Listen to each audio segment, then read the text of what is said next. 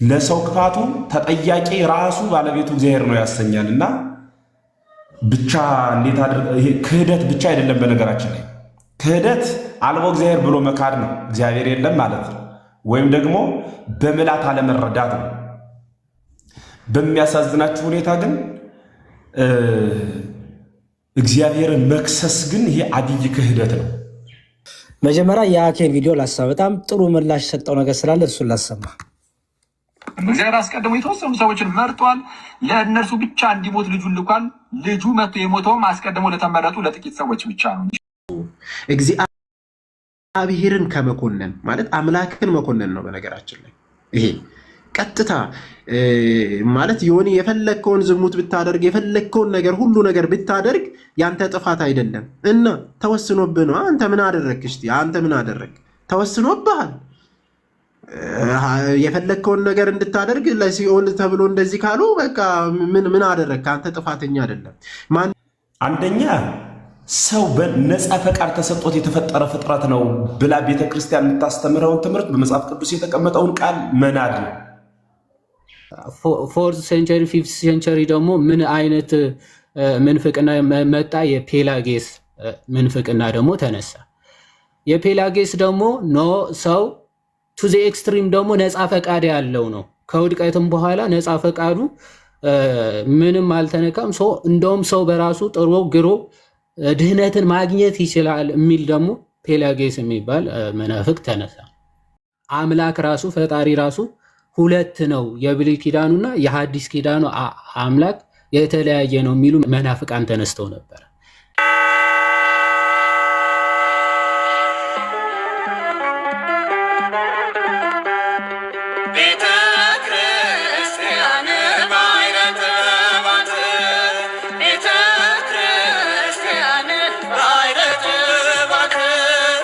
አምላክ ራሱ ፈጣሪ ራሱ ሁለት ነው፣ የብሉይ ኪዳኑና የሐዲስ ኪዳኑ አምላክ የተለያየ ነው የሚሉ መናፍቃን የተፈጠረ ወይም ደግሞ በመልካሙ አምላክ የተፈጠረ ነው።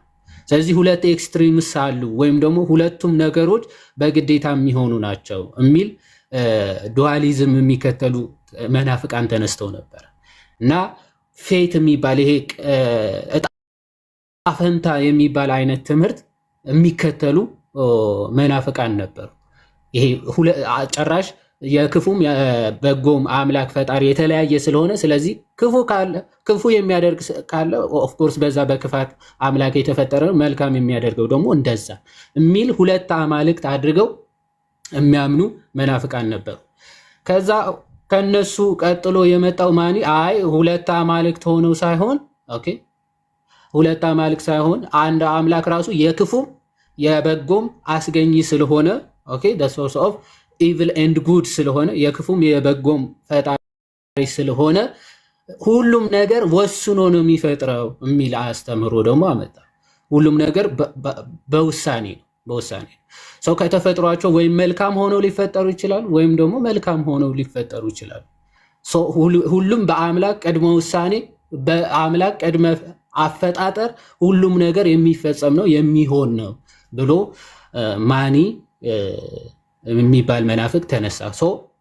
አባቶች ደግሞ አንቲማኒኪያን ወይም ደግሞ የጸረ ማኒ የሆነ ጽሁፎች ወይም ደግሞ የማኒን ምንፍቅና የሚያፈርሱ በጣም ብዙ ጽሁፎችን ጽፈዋል ማለት ነው። ይሄ ነፃ ፈቃድ የሚባል ነገር የለም። በእጣ ፈንታ ነው የሰው ልጅ ሁሉ መልካምም ክፉም የሚሆነው። እያንዳንዱ ነገር በተወሰነለት ወይም ስለተወሰነበት እንጂ ነፃ ፈቃድ ኖሮት ይሄ ይሻለኛል ብሎ በጎ ማድረግ፣ ይሄ ደግሞ አይጠቅመኝም ብሎ ከክፉ መራቅ በጭራሽ አይችልም። የተወሰነለትን ህይወት ብቻ ነው የሚኖረው የሚል ምንፍቅና አነሳ። እሱን አባቶች በሚገባ ምላሽ ሰጡ። ኦሪገን በስፋት ምላሽ ሰጥተውበታል ለዚህ ምንፍቅና። ሁሉም አባቶች ሊባል ይችላል ከጥንት ጀምሮ እነ ሄሬኔስ ጨምሮ ይህንን ምንፍቅና በስፋት ምላሽ ሰጥተውበታል ማለት ዘን ይሄ ምላሽ ከተሰጠበት በኋላ ወደ ሌት ፎርዝ ሴንቸሪ ፊፍት ሴንቸሪ ደግሞ ምን አይነት ምንፍቅና መጣ? የፔላጌስ ምንፍቅና ደግሞ ተነሳ። የፔላጌስ ደግሞ ኖ ሰው ቱ ዘ ኤክስትሪም ደግሞ ነፃ ፈቃድ ያለው ነው። ከውድቀትም በኋላ ነፃ ፈቃዱ ምንም አልተነካም። እንደውም ሰው በራሱ ጥሮ ግሮ ድህነትን ማግኘት ይችላል የሚል ደግሞ ፔላጌስ የሚባል መናፍቅ ተነሳ። ሰው በገዛ ፈቃዱ ድህነትን ማግኘት ይችላል ሰርቶ ማለት ነው። ይሄ ምንፍቅና ደግሞ አዎ ከዚህ ምንፍቅና ጋር ምላሽ ለመስጠት ኦግስቲን ዲቤት ያደርጋል። ኖ በገዛ ፈቃዱ ራሱ ወጥቶ ጥሮ ግሮማ የሰው ልጅ መዳንን ሊያመጣ አይችልም ያለ እግዚአብሔር ጸጋ የሚል ምላሽ ለመስጠት በሚሞክርበት ሰዓት አይ ፔላጌስ ምን የሚል ሐሳብ ያነሳል? አዳም ኃጢአቱን የሰራው አዳም ነው። ሰው ውድቀቱ የመጣው ለአዳም እንጂ ከሱ በኋላ ላሉት አይደለም የሚል ሐሳብ ሲያመጣ ፔላጌስ ለዚህ መልሱ ምን ነበረ? ይሄ ኦሪጂናል ሲን የሚለውን ሐሳብ ማለት ነው። አይ ሰውማ ከአዳም ውድቀት የተሳተፈው የተካፈለው ነገር አለ የሚል ሐሳብ ያመጣና አውግስቲን ግን ነፃ ፈቃዱንም ቶታሊ አጥቶታል ወደ ማለት ኦኬ፣ ቶታሊ አጥቶታል ወደ ማለት ነፃ ፈቃድም አልነበረውም። ክፋት ብቻ ነው ማሰብም ማድረግም የሚችለው እንጂ በጎ መፍቀድም መቀበልም በጭራሽ አይችልም ወደሚል ሐሳብ ይመጣል። ይሄ ወደ መጨረሻ አካባቢ ወደ የኦግስቲን ከፔላጌስ ጋር የነበረው ወደ መጨረሻ አካባቢ ያመጣው ሐሳብ እንጂ ኦግስቲንም ራሱ የነፃ ፈቃድ ሐሳብ መጀመሪያ አካባቢ የሚቃወም አልነበረ። ሰው ነፃ ፈቃድ ሳይኖረው እንደው ዝም ብሎ በቃ ክፋትን ብቻ እያደረገ እንደው እግዚአብሔርን መቀበል ማምለክም በጎ ማድረግም የማይችልበት ስቴት ውስጥ ወድቋል የሚል ሐሳብ አልነበረውም። እንደውም ከመምህሩ ከአምብሮስ የወሰደው አንድ ኮቴሽን አለ። ሴርሞን 169 ላይ የአውግስቲን በጣም የታወቀች ፍሬዝ አለች። we know that God created us without our consent ይልና but he did not justify us without us ይላል። ምን ማለት ነው? እግዚአብሔር እውነት ነው ያለ እኛ ፈቃድ ፈጥሮናል፣ ግን ያለ እኛ ፈቃድ አያድነን የሚል አስተምሯል። ኦፍ ኮርስ ስንወለድ ወይም ደግሞ ሲፈጥረን ስንወለድ ፈቅደን ከዚህ እንወለድ ወይም ደግሞ እንደዛ ብለን ፈቅደን ምናምን አይደለም። ሳንኖርስ ኤግዚስት ሳናረግስ እንዴት ልንፈቅድ እንችላለን ይልና ነገር ግን ሲያድነን ግን ምን ብሎ አይደለም ካለ እኛ እንደው እኛን አስወግዶ በቃ መጥቶ ድናችኋል ብሎ የሚያድነን አይደለም የሚል ኮቴሽን ቨርስ ነበር። ለዛ ትምህርቱ መጨረሻ ላይ ግን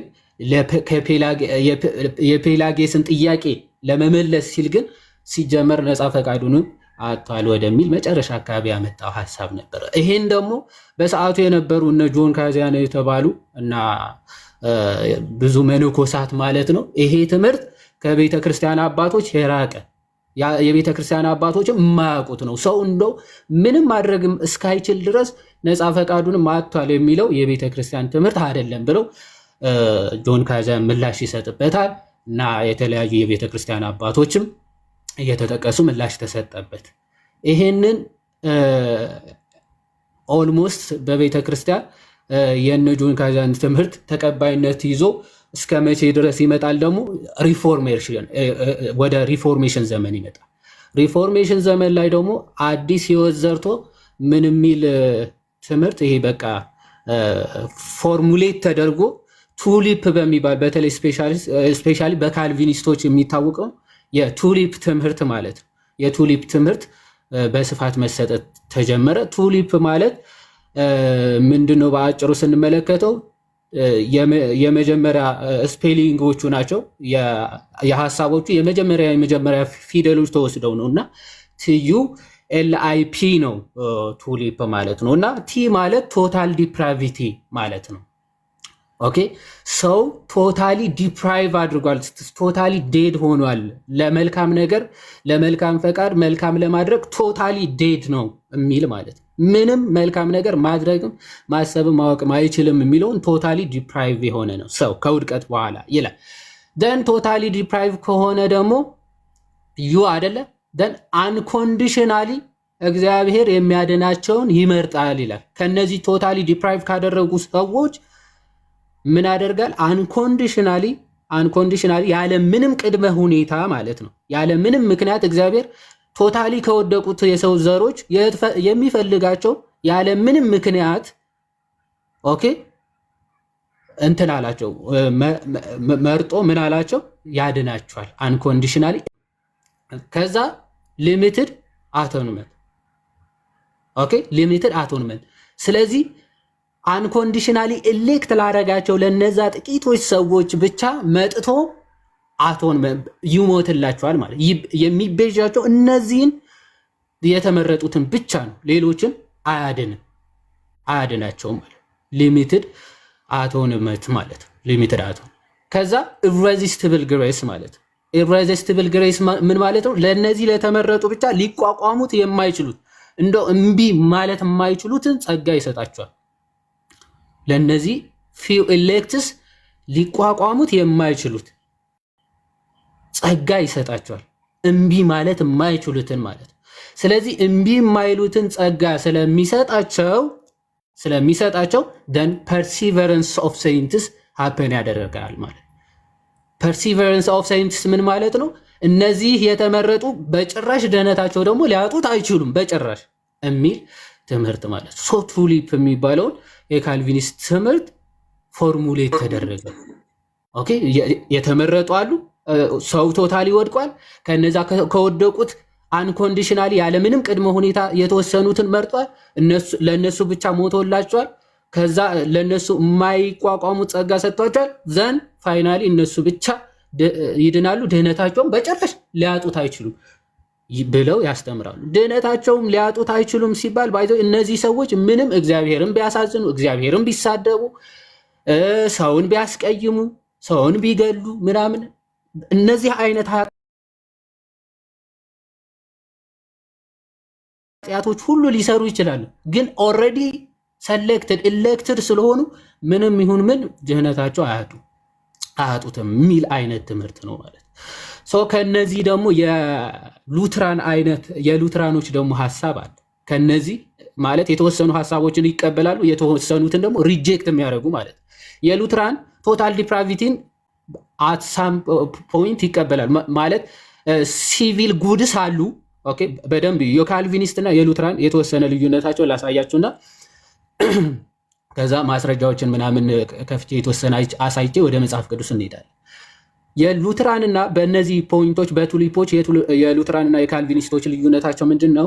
ኦፍኮርስ ቶታል ዲፕራቪቲ ሲሉ አንዳንድ ሪፎርምድም ቶታሊ ዲፕራይቭ አድርጓል ሲባል ኤክስተርናል ጉድስ ማድረግ አይችሉም ማለት አይደለም ብለው የሚያብራሩ አሉ። ግን ሉትራኖች ራሳቸው ሲያብራሩ ከካልቪኒስት ቱሊፕ በምንድነው የምንለየው የሚለውን ሲያብራሩ ሉትራኖች ራሳቸው ቶታል ዲፕራቪቲ አለ፣ ትክክል ነው፣ እናምናለን። ሰው በቃ ለክፋት ብቻ የሚቆም ለእግዚአብሔር ፈቃድ ሁልጊዜ ተቃራኒ የሆነ እንደሆነ ያምናሉ። በሉትራን አስተምሯቸው ማለት ይሄ ፎርሙላ ኦፍ ኮንኮርድ ሶሊድ ዲክላሬሽን ላይ በሚገባ ነው የሚናገሩት ማለት መልካም ነገር ለማድረግ የሞተ ብቻ ነው ኢንታይርሊ ዴድ ነው የሚለውን ይቀበላሉ። ግን ሲቪል ጉድስ የሚባሉ ለምሳሌ ይሄ አለመስረቅ፣ አለመዘሞት ምናምን እንደዚህ አይነት ነገሮች ግን የማድረግ ካፓቢሊቲ አለው የሚል ማብራሪያ ይጠቀማሉ። ሲቪል ጉድስ እንጂ ስፒሪቹዋል እና ዲቫይን ለሆኑ ጉዳዮች ወይም ደግሞ መንፈሳዊ ለሆነ መልካምነት ለማመን ምናምን በጭራሽ አይችሉም የሚል ትምህርት አላቸው በቶታል ዲፕራቪቲ። አንኮንዲሽናል ኢሌክሽን በሚለውም በሚገባ ይቀበላሉ። ግን ፖዚቲቭ አንኮንዲሽናል ኢሌክሽን የሚባል አስተሳሰብ አላቸው። ፖዚቲቭ አንኮንዲሽናል ኢሌክሽን ምን ማለት ነው? የሚድኑትን ብቻ ነው የመረጠው እንጂ የማይድኑትን አልመረጠም። ይሄ በጣም ሪዘርቭድ በሆኑ ሪፎርምድ ቴዎሎጂያንስ ወይም ደግሞ ይሄ በካልቪኒስት አስተምሮ የሚድኑትንም የሚጠፉትንም ወስኗል የሚል አስተምሮ አላቸው። በቃ የሚድኑትንም የተመረጡ ናቸው፣ የማይድኑትንም የተመረጡ ናቸው የሚል ትምህርት አላቸው። በሉትራን ግን ምንድነው ትምህርታቸው? አልሸሹም ዞር አሉ ነው። በእርግጥ የሚድኑትን መርጧል፣ ግን የማይድኑትን አልመረጠም የሚል ነው። የማይድኑትን ግን አልመረጠም። ምን ይላሉ ከካልቪኒስቶች በዚህ በአንኮንዲሽናል ኢሌክሽን የሚድኑትን አንኮንዲሽናሊ ኢሌክት አድርጓል የሚለውን እንቀበላለን ይሉና ከአርሜኒያን ቴዎሎጂ ደግሞ አርሜኒያ ነፃ ፈቃድ አለው የሚሉ የፕሮቴስታንት ሴክቶች ናቸው። ከአርሜኒያን ቴዎሎጂ ደግሞ የሚጠፉት በገዛ ፈቃዳቸው ሪጀክት ስላደረጉት ነው የሚለውን እንቀበላለን ይላሉ። እንዴት ሊያስማሙት እንደሚችሉ ምናልባት ለእነሱ እንሰጣቸዋለን። የሚድኑትን ከመረጠ የማይድኑት ደግሞ በገዛ ፈቃዳቸው መልካም ማድረግ በጭራሽ የማይችሉ ክፋትን ብቻ መንፈሳዊ መልካምነት ነው እያወራ ያለው። እንደዛ ማድረግ የማይችሉ ከሆነ ለአለመዳናቸው ተጠያቂ የሚሆነው ኦፍኮርስ ጸጋውን ያልሰጣቸው እንጂ እነሱ ምንም ማድረግ ስለማይችሉ ማለት። ግን ምን ብለው ይናገራሉ? ኦፍኮርስ የዳኑት በእሱ ተመርጠው ቢሆንም ያልዳኑት ግን በራሳቸው ፈቃድ ነው ይላሉ ማለት ነው። ደን ይሄ ሊሚትድ አቶንመንት የሚለውም አይቀበሉም። ለተወሰኑ ሰዎች ብቻ ነው የሞተው የሚለውን ትምህርት አይቀበሉም። ለዓለም ሁሉ ነው የሞተው፣ ግን ጸጋውን የሚሰጣቸው የሚያድናቸው ግን የተመረጡትን ነው የሚለው ይቀበላሉ። ኢሬዚስቲብል ግሬስ የሚለው ወይም ደግሞ የማይቋቋሙት ጸጋ የሚለውን ደግሞ ይቃወማሉ ማለት አይቀበሉትም። ሰው ሪጀክት ሊያደርግ ይችላል። እንደውም መዳን አግኝቶ ምናምን ራሱ ድነቱን ሊያጣው ይችላል። በእርግጥ እዚህ ጋር በሉትራን መካከል እርስ በርሶ የተለያየ ሀሳብ አለ፣ የተለያየ ትምህርት አላቸው በሉትራን መካከል ማለት ነው። እንደው ድህነት ይታጣል አይታጣም በሚለው ራሱ የቻለ ዲስከሽን የሚያደርጉበት ጉዳይ ነው። ደን ፐርሲቨረንስ ኦፍ ሴንትስም አይቀበሉም አብዛኞቹ ሉትራኖች ማለት ነው። ይሄ በቃ የተመረጡት ግዴታ እስከ መጨረሻው ድረስ ይጸናሉ ይድናሉ ማለት አይደለም። ድህነታቸው የተቀበሉት ጸጋ ራሱ ሊያጡት ይችላሉ ብለው ያምናሉ። ካልቪኒስቶች አይ በቃ አንዴ የተመረጡት ቅዱሳን ምንም ቢያደርጉ ድህነታቸው አያጡትም፣ ሊደክሙ ይችላሉ እንጂ በጭራሽ ድህነት አያጡትም የሚል ሀሳብ ሲያነሱ፣ እነዚህ ሉትራኖች ደግሞ ኖ ድህነት ካገኙ በኋላ ራሱ የተሰጣቸውን ጸጋ ሊያጡት ይችላሉ የሚል ትምህርት አላቸው ማለት ነው። ጀነራሊ የአመጣጡ ይሄ ጸጋ ብቻ የሚለው የትምህርቱ መሰረት ወይም ደግሞ አመጣጥ ከምን አንጻር ነው? ከሰዎች ነፃ ፈቃድ። እንደው የማዳን እግዚአብሔር ቢሆንም ጸጋ የሚሰጠው ሰው ለመቀበል ግን ኮንዲሽን አለው ወይም ደግሞ ፈቃድ አለ ወይስ የለውም የሚለውን ነው የጸጋ ብቻ ትምህርት መሰረቱ ማለት መጀመሪያ አጀማመር። በኋላ ላይ የመጡ የአርሜኒያን ይሄንን ተቃውመው የመጡ ፕሮቴስታንት ፔንቴኮስታሎች አብዛኞቹ አይ ቲንክ የአርሜኒያን ታይፕ ነው የሚቀበሉት። ይሄ ነፃ ፈቃድ አለው ሰው አምኖ ነው የሚቀበለው የሚለውን ትምህርት ነው የሚቀበሉት አብዛኞቹ ማለት ይቻላል እንግዲህ ባላቸው ትምህርት ስንመለከታቸው ማለት አብዛኞቹ ሰው ነፃ ፈቃድ አለው ዘን አምኖ ፈቅዶ ተቀብሎ ነው ዳግም ልጅነትን የሚያገኘው የሚል ትምህርት ነው ያላቸው። የካልቪኒስት እና የሉትራን ግን ሰው መጀመሪያ ሪጀነሬት ሳያደርግ ወይም ደግሞ ዳግም ልጅነትን ሳያገኝ ማመን ራሱ አይችልም የሚል ትምህርት ነው ያላቸው። እንደውም በካልቪኒስቶች የታወቀች ፍሬዝ አለቻቸው። ምንድነው የሚለው? ሪጀነሬሽን ፕሪሲድስ ፌዝ የሚል ማለት። ሪጀነሬሽን ፕሪሲድስ ፌዝ ማለት ዳግም ልደት እምነትን ይቀድመዋል። ዳግም ካልተወለደ ስለሚያደርገው እሱን ላንብብላችሁ።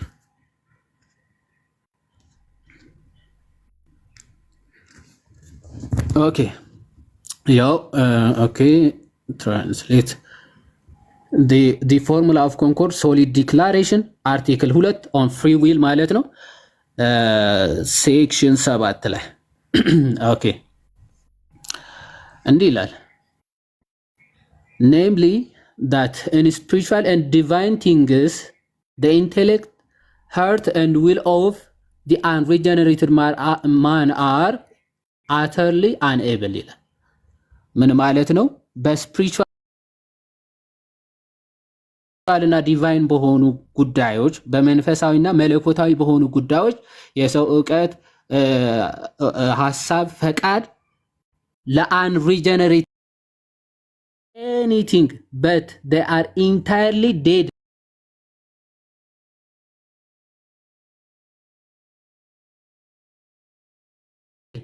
to what is good ይላል። ለእንደነዚህ አይነት በጎ የሆኑ ነገሮች ቶታሊ ኢንታይርሊ ምንድነው ይላሉ? ዴድ ነው የሞተ ነው ይላሉ። የሞተ ነው ሶ ኢንታይርሊ ዴድ ስለሆነ ሶ ዛት ኢን ማንስ ኔቸር ሲንስ ዘፋል ከመውደቁ የተነሳ ማለት ነው ቢፎር ሪጀነሬሽን ዳግም ከመወለዱ በፊት there is not the least spark of spiritual power እንደው የሆነ ትንሽዬ ስፓርክ እንደው ትንሽዬ ብልጭታ እንኳን የመንፈሳዊ ጉዳይ ነገር አልቀረው ምንም የቀረው መንፈሳዊ ነገር የለም ኦኬ ምንም ስፓርክ ኦፍ ሊትል ስፓርክ ኦፍ ስፒሪቹዋል ጉዳይ ምንም የቀረው የለም ማለት ነው ኖር ፕሬዘንት ምንም የቀረ የለው ማለት የተረፈው ወይም የቀረ የለው by which of himself he can prepare himself for God's grace የእግዚአብሔርን ጸጋ ሊቀበልበት የሚችልበት ምንም የቀረው ነገር የለም or accept the offered grace የተሰጠውን ግሬስ ሊቀበልበት ወይም ደግሞ ሊቀበልበት የሚችልበት ስፒሪቹዋል የሆነ የቀረ ነገር ምንም የለው ይላል ስለዚህ ምን ማለታቸው ነው አንሪጀነሬትድ የሆነ ሰው ይሄንን የተሰጠውን ጸጋ ራሱ መቀበል ስለማይችል ስለዚህ መጀመሪያ ምን ያደርገዋል ማለት ነው አስቀድሞ ሪጀነሬት ያደርገዋል ዳግም ይወልደዋል ከዛ በኋላስ እንዲያምን ያደርገዋል ማለት ነው ኦኬ እንዲያምን ያደርገዋል አለበለዚያ ግን ሪጀነሬት ሳይደረግ ግን ማመን ራሱ በጭራሽ አይችልም የሚል ሐሳብ ነው የሚያነሱት ማለት ነው ይሄ የሉትራን ፖይንት ኦፍ ቪው ነው ማለት ነው የሉትራኖች ሐሳብ ነው የካልቪኒስቶችም ይሄ የታወቀ እንትናቸው ነው የታወቀ ትምህርታቸው ነው ዌስት ሚኒስተር ኮንፌሽን ቻፕተር 7 ሴክሽን 3 እግዚአብሔር ከሰው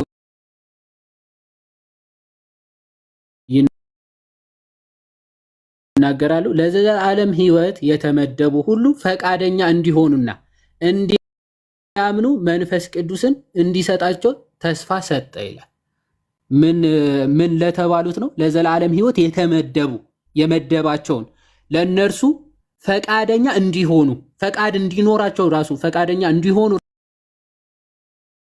ወሃቢያ ምንላቸው አይደል ወሃቢ ነው የሚባለው እስልምና ቀድር የሚባለው ሊትራሊ ወሃቢ እንደማለት እኮ ነው አባ ዛት ይዘካ እንደዛ ነው እና እንደውም የሚገርም መላእክትንም ሰዎችንም በቃ ለዚህ ዓላማ የመረጣቸውም አሉ ለጥፋትም የመረጣቸው አሉ ሊትራሊ ብለው የሚያምኑ አንተ ከጥፋት መካከል የተመረጥክ ከሆነ ምንም ብትወጣ ብትወርድ ብትፈርጥ አትድንም ያ የተመረጠ ከሆነ ደግሞ ቢወጣ ቢወርድ ሰው ቢገድል እግዚአብሔርን ቢሳደብ ቢያስቀይ ምናምን ድነቱን አያጣም ዛት ኢዝ ትምህርታቸው ምክንያቱ ኦልሬዲ አስ ኤሌክት ነው ራሱ ነው ያሳመነ ለዚህ ካልቪኒስቶች ናቸው የሚያስተምሩት ይሄ ካልቪኒስቶቹ ምዕራፍ 9 ስለ ነፃ ፈቃድ በሚናገረው ክፍል ቁጥር 3 ላይ ሴክሽን 3 ምን ይላል ሰው በኃጢአት በመውደቁ ከድህነት ጋር ለሚመጣው ማንኛውም መልካም መንፈሳዊ ነገር ለማድረግ የመፍቀድ ችሎታው ሁሉ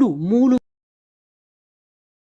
በሙሉ አጣ የመፍቀድ ችሎታው የዲያብሎስ ትምህርት ነው እውነት ለመናገር ያ ሙሉ በሙሉ ዲያብሎስ የፈለከውን ብታረግ ተቀባይ ቢያደርግ በጸጋው መመላለስ የለብህም ዲያብሎስ ራሱ ተወስኖበት ነው ባይዘው ዲያብሎስ የሆነው በካልቪኒስቶች ትምህርት ዲያብሎስ ስለተወሰነበት ነው ዲያብሎስ የሆነው እንጂ በገዛ ፈቃዱ አይደለም እሱ አንድ መጽሐፋቸውን ላሳያችሁ አሁን ከመላእክትም ከሰዎችም የሆኑ የተመረጡ ስላሉ እንጂ አሁን ዲያብሎስ ከጠፉት መላእክት መካከል የሆነው እግዚአብሔር ስለወሰነበት ነው ማለት ነው አሁን ስለ ምርጫ የሚናገረውን የካልቪኒስቶችን አንድ መጽሐፍ ላሳያችሁ ዌስት ሚኒስተር ኮንፌሽን አክቹአሊ እሺ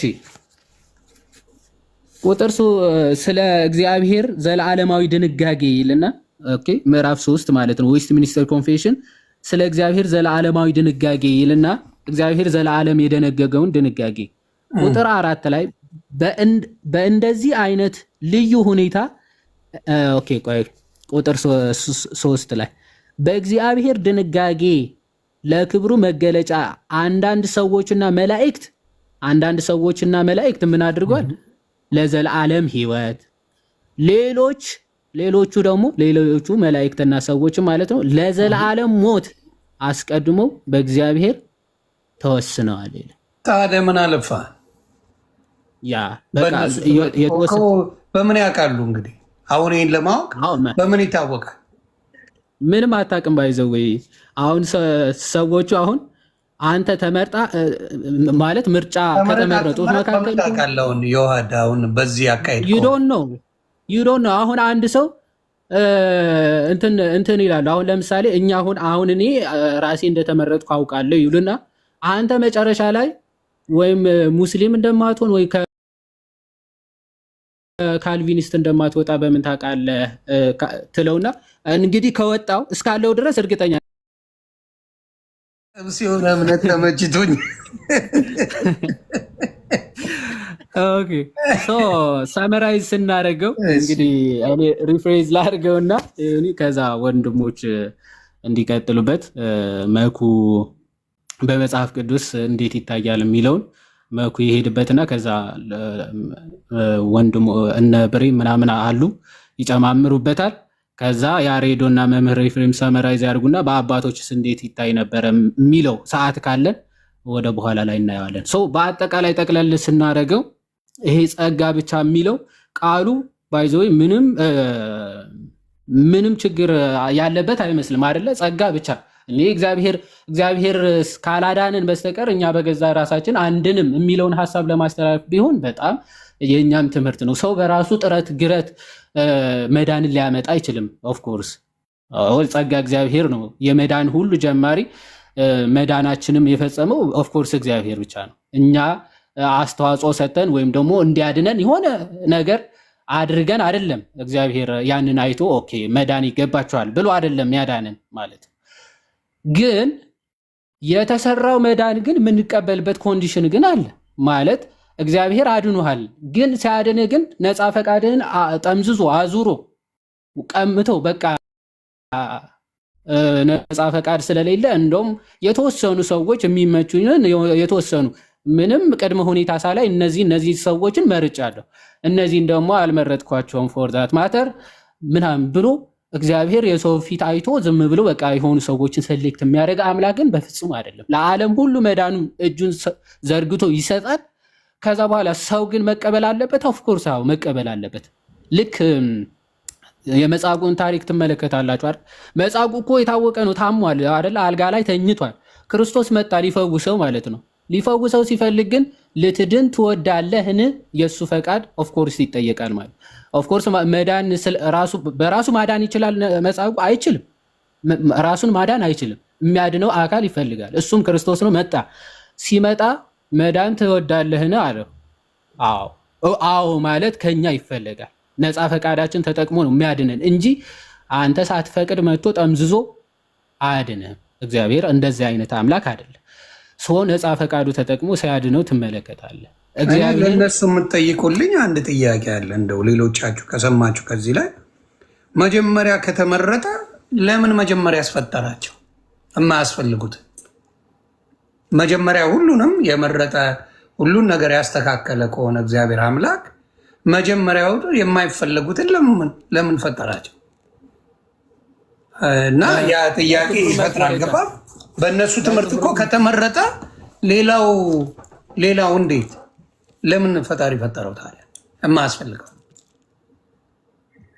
ያው እንግዲህ ኃይሉን ለማሳየት የሚቀጣቸው አካላት ያስፈልጋሉ እና እነዚህ ለቅጣት ይቆዩ፣ እነዚህ ደግሞ ለድህነት ይቆዩ ብሎ እነዚህ ክብሩን ለማሳየት ይላሉ፣ እነዚህ ደግሞ ስልጣኑን ኃይሉን ለማሳየት ይላሉ። እንግዲህ እግዚአብሔር አምላክ እንዲሁ ኃይሌ ላሳይ ብሎ የተወሰኑ ለሲኦል ፈጥሮ እንዴት እንደምቀጣችሁ ላሳያችሁ ብሎ መፍጠር ከባድ ነው። የእናቴ መቀነት አይነት ነገር ሆነብኝ እኮ ዮሐዴ ከዚሁ እንትን አሳየው እና ይሄ ለክብሩ መገለጫ የሚለው ለሲኦል ፈጠረው የሚለውን አሳያቸው እስቲ አንድ ጊዜ። ለክብሩ መገለጫ ለሲኦል ነው የፈጠረው ሰውን። ምን እስቲ ያሳየው ዮሐዴ። ያ እቺንማ ከነሱ ጋር የምጫወታት ናት። አምጣልኝ። ይህ ከላይ ቅድም ያነበብኩትን ማለት ነው። አንዳንዶቹ ለክብሩ መገለጫ እንዲሆን፣ አንዳንዶቹ ለዘላለም ሕይወት፣ አንዳንዶቹ ለዘላለም ሞት ፈጥሯል የሚለው ማለት ነው። እዚህ ጋር ሶስተኛ ላይ በእግዚአብሔር ድንጋጌ ለክብሩ መገለጫ አንዳንድ ሰዎች እና መላእክት ለዘላለም ሕይወት፣ ሌሎቹ ለዘላለም ሞት፣ አስቀድሞ በእግዚአብሔር ተወስነዋል ይላል። ለምንድነው? ለክብሩ መገለጫ ነው። ለዘላለም ሕይወትም ለዘላለም ሞትም የተወሰኑት ብሎ ይናገራል እና ለክብሩ መገለጫ ነው ይላሉ። እንግዲህ ጌታስ እሱ ሲሆን በመክተት ነው የሚደሰተው ለክብሩ። እንግዲህ እንደዛ ነው መሰለኝ። የማን መጽሐፍ ነው ዮሐድ? አሁን ያነበብከው መጽሐፍ ጸሐፊው ማን ነው? የካልቪኒስቶች ነው። የእምነት መግለጫ ነው። ዌስት ሚኒስተር ኮንፌሽን ኦፍ ፌዝ ይባላል። የሪፎርምድ ኮንፌሽን ነው። አረ ቁርአን ነው በሉኝ በጌታ። እሱ ሳይሻል ቀረበ ነው። አሁንማ ይሄ አንዳንድ እኮ ግራ ገብቶኛል በጣም። ቁርአን ላይ ቀጥታ ተጽፏል ይሄ ቃል ባይዘወይ ሱራ 7:157 ላይ ብዙዎች ከሰዎችና ከአጋንንት ለገሃነም ፈጥሯል ይላል ቁርአንም ላይ። ስለዚህ ታዲያ በጎን ወደዚህ ቁርአን ነው የምናነበው። በዚህ ከእስልምና በኋላ ስለመጡ አይ ቲንክ አንዳንድ ነገር ከዛም ይወስዳሉ ነው የምትለኝ? ይዋሳሉ መሰለኝ ይዋሳሉ። እንደማ የነሱ ትምህርት እኮ ነው። በነገራችን ላይ እኮ ይሄ በጣም አደገኛ ክህደት ከመሆኑን ባሻገር እግዚአብሔርን መክሰስ ሁሉ ነው በነገራችን ላይ። ምክንያቱም በመጽሐፍ ቅዱስን የጨበጠ ሰው ይህን ተናገረ ቢባል ያሳፍራል። ለምን ካላችሁኝ መጽሐፍ ቅዱስ በዮሐንስ ወንጌል አመፃ ወጻት እመዛግብቲሃ ክፋት ከመዝገቧ ወጣች ይላል ስለ ዲያብሎስ ሲናገር። ይቀጥልና ወሶበ ይነብብ ሐሰተ እምዚያሁ ይነብብ፣ ክፋትን ሲናገር ከራሱ ይናገራል ይላል። አቡሃለ ሐሰት ተብሎ በመጽሐፍ ቅዱስ የተቀመጠ ማን ነው ከተባለ ዲያብሎስ ነው። ዲያብሎስ በዚያ ልክ የተቀመጠ ወሶበ ይነብብ ሐሰተ እምዚያሁ ይነብብ፣ ክፋትን ሲናገር ከራሱ ይናገራል ተብሎ የተነገረ ቅጽልነቱ አገልግሎቱ የሚሰጠው ለዲያብሎስ ነው። አሁን ክፋትን የፈጠራት የክፋት አባቷ ባለቤቷ ዲያብሎስ ከሆነ አምጦ ለእግዚአብሔር መቀጸል ማለት እኮ ክፋትን የፈጠረ ፈጣሪ ነው ራሱ ብሎ መናገር ነው። ሲቀጥልም ወደ ዘላለም ሞት የሚሰዳቸውን ሰዎች ወደ ዘላለም ሞት የገቡት እነርሱ በሰሩት በደል ሳይሆን አስቀድሞ እግዚአብሔር በሰጣቸው ብያኔ ነው ማለት። ስለዚህ ሰው ስለ ክፋቱ ተጠያቂ አይደለም። ለሰው ክፋቱ ተጠያቂ ራሱ ባለቤቱ እግዚአብሔር ነው ያሰኛል። እና ብቻ እንዴት ይሄ ክህደት ብቻ አይደለም። በነገራችን ላይ ክህደት አልቦ እግዚአብሔር ብሎ መካድ ነው፣ እግዚአብሔር የለም ማለት ነው። ወይም ደግሞ በምላት አለመረዳት ነው። በሚያሳዝናችሁ ሁኔታ ግን እግዚአብሔርን መክሰስ ግን ይሄ አብይ ክህደት ነው።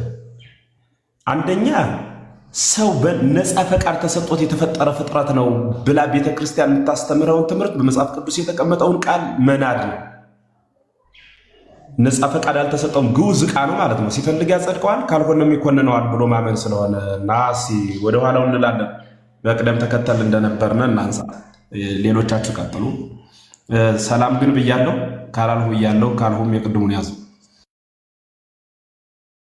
እሺ መምህር ኤፍሬም ሰላም ብያለሁ። እንኳን በሰላም መጡ። የሐዲሻ ቃለ ሕይወት ያሰማልን፣ እግዚአብሔር ይስጥልን። ዲያቆን መኩ ይቀጥሉና ከዛ እኔ የማሳያቸው አንዳንድ ነገሮች አሉ። ዲያቆን መኩ ሬዲ ከሆኑ ይቀጥሉ።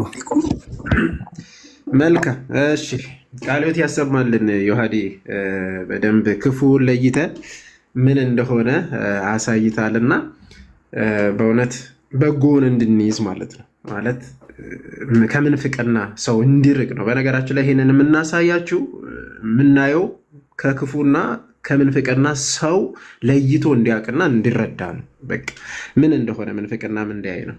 በዚህ አጋጣሚ ምንድን ነው ዮኒ አንድ መጽሐፍ ላሳይ ነው ማለት ይሄም የአማን ሻሎም ፓስተር ስሜ ታደሰ ስለዚሁ ጽፏል። በነገራችን ላይ በግልጽ ለምን እያየናን እንትን አንልም? ታያል አይደል? ማን የጻፈው? ፓስተር ስሜ ታደሰ ይባላል። የፓስተር የነሱ ነው። አማን እንግዲህ ዋና አሁን ይሄንን ቱሊፑን ደምለየው ብሎ ቀይሮታል እንትኑን ማለት ነው። ደንካራነት ምክንያት የለሽ ምርጫ የተመረጡ የሰራ ውጀት የማይቋቋሙ ጸጋ ውጀት ጸኑ እንደዚህ ብሎ ነው ያው በራሳቸው አማርኛ እንትን ያደረጉት። ይሄ ቱሊፑን ማለት ነው ይታያላል። ቱሊፕ የምትለውን ደምለየው ብሎ ቀየሩትና የመጀመሪያ ምንድን ነው ደንካራነት የሚለው በቃ እዚች ጋር ነው የሚያጠናቅቀው። ለድህነቱ ነፃ ፍቃድ የለውም ሰው ፔጁ ምን ላይ ፔጁንም ነገራቸው 96 ኦኬ ቁጥር 96 ገጽ 96 ላይ ቃል በቃል መጀመሪያ ስለምንድን ነው የሚያስቀምጠው? ደንካራነት ሰው ምንድን ነው በቃ ነፃ ፍቃድ የለውም ለድህነቱ መምረጥ አይችልም ነው ከመጀመሪያ።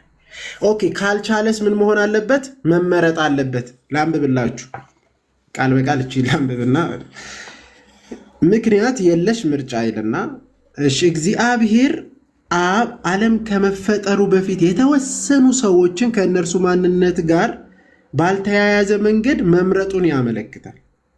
መርጧል ማለት ነው የተወሰኑ ሰዎች። ምርጫው ከተመራጩ ላይ ለመምረጥ የሚያበቃ ምንም ነገር ሳይኖር እግዚአብሔር ግን ለክብሩ ቀድሞ የመረጠበት ምርጫው ምክንያት የለሽ ምርጫ ተብሎ ይጠራል። ስለዚህ በቃ እግዚአብሔር ቀድሞ ምን አድርጎታል? መርጧል። አሁን ያንን ሰው መርጧል ቀድሞ። ስለዚህ ስለመረጠው ምን መሆን አለበት? የሚመጣው ዮኒ ሊሚትድ ኦቶኖመንት ይመጣል። ለተመረጡት ሰዎች ብቻ ነው ክርስቶስ የሞተው የሚለው ይመጣል።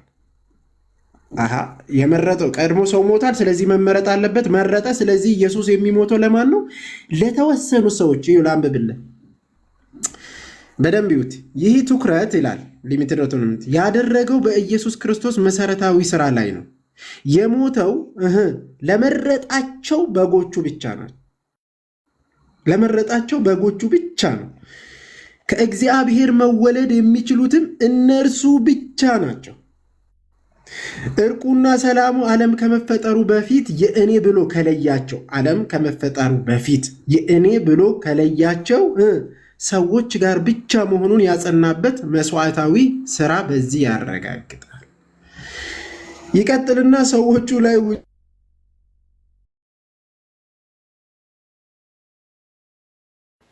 ቤተሰብ ታብታብ አድርጎ ዲያቆን አቋረጥኩ። ተመልሻለሁ። ስልክ ማል ገብቶብኝ ይቅርታ።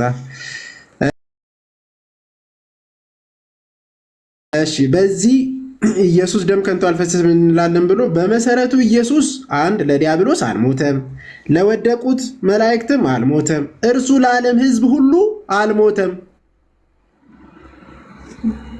አይ ለሕዝብ ሁሉ ይደገም የተመረጡት ይሄ ጉድ ይደገም አንዴ።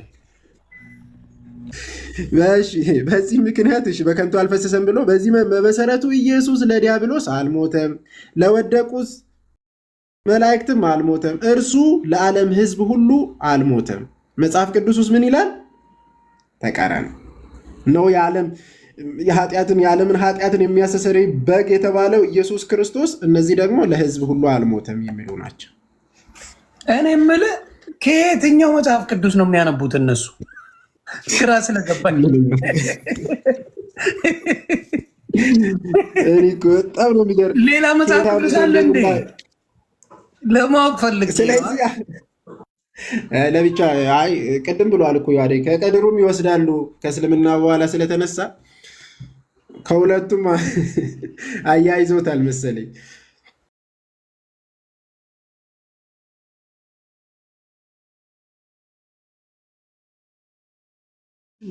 የምናምነው ብሎ ነው የሚያምኑት። አንዳንዶቹ ደግሞ ድነታችን አናጣም የሚሉ አሉ። በነገራችን ላይ ቃለ ሕይወት ምናምን እንግዲህ ስለዚህ እንደ ቅርጫ ነው የሚከፋፈሉት ማለት ነው። አዎ የሆነን ይወስዳል፣ የሆነን ይወስዳል። እዚህ ጋር ማስተዋል ያለብህ ሁለቱም ጸጋ ብቻ ይላሉ አይደል? ሁለቱም ጸጋ ብቻ ይላሉ።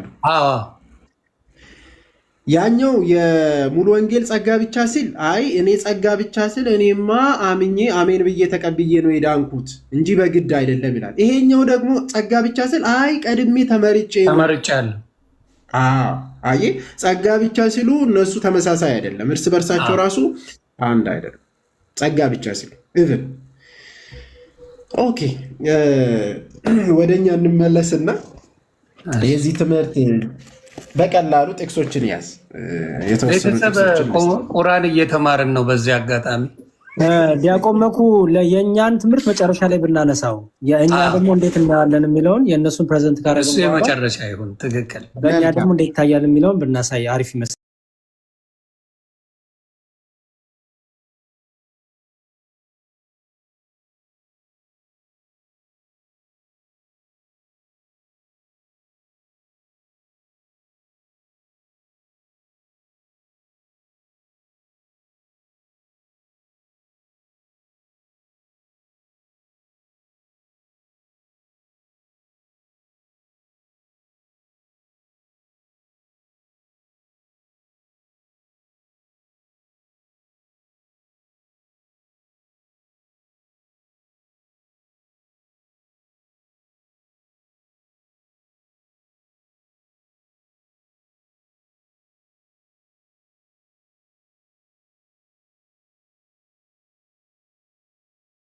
ክርስቶስ ለዓለም አልሞተም። አንዱ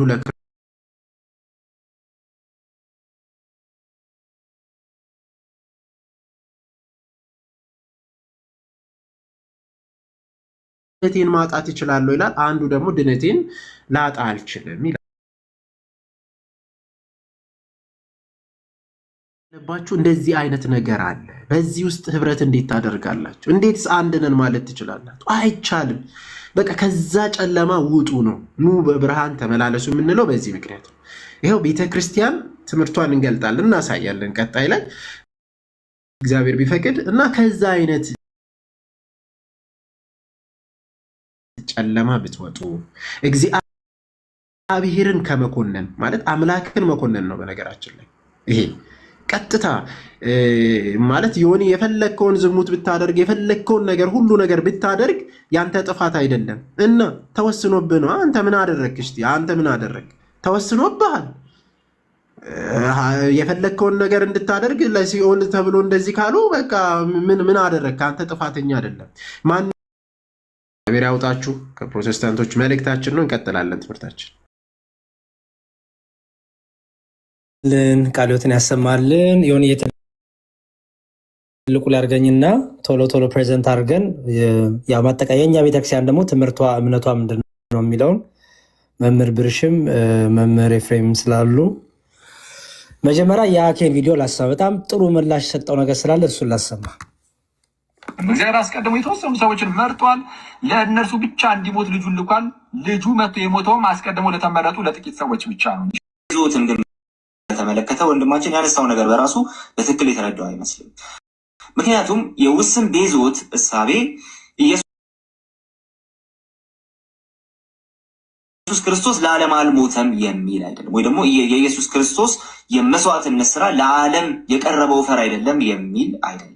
ሰላም ለእናንተ ይሁን። ወንድማችን የተናገረውን በራሳቸው በፕሮቴስታንቶች ማስረጃ ሰተን እንመልስለታለን። ከሀገር ውስጥም ከሀገር ውጭም አድርገን የምትዳትኑት ወይም ውስን ቤዞት አለ የሚባለው ትምህርት ኢየሱስ ለዓለም አልሞተም የሚል አይደለም። የምር ትክክል ነው? በፍጹም ስህተት ነው። እና ሆን ብሎ ኢንቴንሽናሊ ነው እየዋሸም ያለው ይመስለኛል። ምክንያቱም ያው ስታዩት ራሱ የሚያሳፍር ትምህርት ነው። ይህ የሚያሳፍርና የሚያሸማቀቅ ትምህርት ፕሮቴስታንት ውስጥ ስላለ እዚህ ቲክቶክ ላይ ያሉ ሰዎችን የተወሰነ እንደው እንዳይደነግጡበት፣ በሌላው ቤተ እምነት ተቂያ የሚሉት አለ ቅዱስ ውሸት እንደዛ እየፈጸመ መሆኑ ነው። ለማንኛውም ማስረጃ ላሳያችሁ። ከራሳቸው እንግዲህ የእምነቱ ሰዎች ውስጥ ውስን ቤዞት ወይም ሊሚትድ አቶንመንት ኢየሱስ ለእያንዳንዱ ሰው አልሞተም የሚል ትምህርት እንደሆነ ተመልከቱ። ከራሱ ከወንድሙ ጀምር። ሊሚትድ አቶንመንት ማለት ምን ማለት ነው ሲባል እንደ መግቢያ ያክል ሊሚትድ አቶንመንት ወይም ውስን ቤዞት የሚባለው ከላይ ያየናቸው ሁለቱ ትምህርቶች አሉ። ሰው በኃጢአት ወድቋል። ከወደቀው የሰው ዘር ውስጥ እግዚአብሔር ደግሞ መርጧል፣ የሚያድናቸውን መርጧል። ከዚያ በኋላ ደግሞ ለነዚያ ለመረጣቸው ነው ክርስቶስ ኢየሱስ መጥቶ የሚሞተው የሚል ትምህርት ነው ይሄኛው። ወይም ለእያንዳንዱ ግለሰብ ዓለም ላይ ላለው ለእያንዳንዱ ግለሰብ ወይም ጋንም ለሚገባው አልሞተም የሚል ትምህርት ነው። በግልጽ እንደሰማችሁት እግዚአብሔር የሚድኑትን አስቀድሞ መርጧል። ክርስቶስ የሚሞተውም ለነዛ ለተመረጡት ሰዎች ነው እንጂ ለእያንዳንዱ ሕዝብ ጋንም ለሚገባው ነው አልሞተም የሚል ትምህርት ነው። ምን ሊሚትድ አቶንመንት ወይም ውስን ቤዞት ብሎ ተናገሩ ወንድማችን። ተጨማሪ ማስረጃ ከዚሁ ሀገር ስሜ ታደሰ የተባለ ልክ እንደዚሁ አንድ ፕሮቴስታንት መምህር ደግሞ በዚህ የተከዳው እውነት በተሰኘ መጽሐፉ ላይ እንዲህ ይላል። ገጽ 53 ላይ ስክሪናችሁን ተመልከቱ። ላይ በደንብ አድርጋችሁ ትኩረት አድርጉ። ምን ይላል? ክርስቶስ የሞተው ለተወሰኑ ሰዎች ነው እንድንል ግድ ይለናል ይላል። ክርስቶስ የሞተው ለተወሰኑ ሰዎች ነው ልንል ምን ይለናል? ግድ ይለናል። ከላይ ያሉትን ሶስቱም ያወግዛል። ቀጠል አድርጎ ሲያብራራ ሶስቱንም ማለት ነው። አራተኛውን ያጸድቃል። በብሌካል ነው መጽሐፍ ቅዱሳዊ ነው ብሎ ይኸው እንደዚህ ነው የሚያምኑት። አይ እኛ ሀገሮቹ ናቸው እውቀት የላቸውም ትል ይሆን? ወደ ውጭ ይዞ ይሉጣ። ለምሳሌ ጆን መካርተር ምን ይላል? ጆን መካርተር ማለት እንግዲህ እውቅ የሆነ እዚህ በሪፎርመር ቴዎሎጂ ኮንቴምፖራሪ የሆነ በደምብ ተጠያቂ ሊሆን የሚችል አይነት ስኮላር ነው እና እዚህ ጉዳይ ላይ ተጠይቆ እንዲህ በዚህ መልኩ አብራርቷል። We all believe in a limited atonement, right? Because if he actually died for the whole world, then the whole world is saved. So we can't go there because there is a hell and it's full of people, in fact, most people. So the atonement is limited. Then the question is, who limits it? Do we limit it or does God limit it? And the answer to that question biblically is crystal clear. God limited it. He limited it to the elect. Okay. ምን አለ ጆን መካርተር ደግሞ አይ በቃ እኛ መቼስ ይሄንን ነው የምናምነው የቱን ለምትላቱን ወይ ውስን ቤዝወትን እናምናለን። ለዓለም ሁሉ ቢሞት ኖሮማ ኢየሱስ አለ ለዓለም ሁሉ ቢሞት ኖሮ በቃ ይሄ ዩኒቨርሳሊዝም ነው፣ ዓለም ሁሉ ይድን ነበረ፣ ሲኦልም አይኖርም ነበር አለ። ሲኦል የኖረው ለዓለም ሁሉ ስላልሞተ ነው ኢየሱስ። ስለዚህ በቃ ያ አቶንመንቱ ቤዛነቱ ውስን ነው፣ ለመተድ ነው አለ። ከዛ በኋላ አንድ ጥያቄ ጠየቀ። ማነው ይህንን ውስን እንዲሆን ያደረገው ግን ማነው? እኛንም ወይስ እግዚአብሔር ነው አለ። እኛ ስላላመንን ወይስ ራሱ እግዚአብሔር?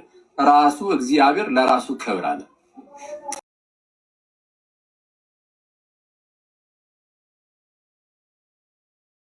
ራሱ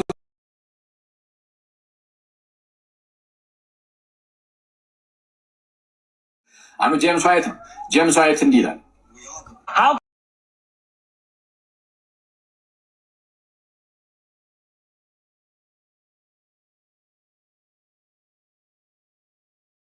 does not intercede for a certain portion of those people before the Father.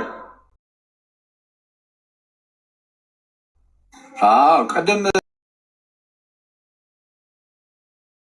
ጆን መካርተር የክርስቶስን ውስን የሆነ ቤዛነት በምን መልኩ ነበር ያብራራው? አይ ለዓለም ሁሉ ከሞተማ ዓለም ሁሉ ሊድን ነው፣ ሲኦልም ሊጠፋ ነው በሚል ነበረ። ጄምስ ዋይት ደግሞ በምን ያብራራል? ክርስቶስ ለዓለም ሁሉ ከሞተ እና ለዓለም ሁሉ ሞቶ እንዴት ነው ምልጃን ሲያቀርብ ለጥቂቶች ታዲያ ሊያደርግ የሚችለው? ስለዛ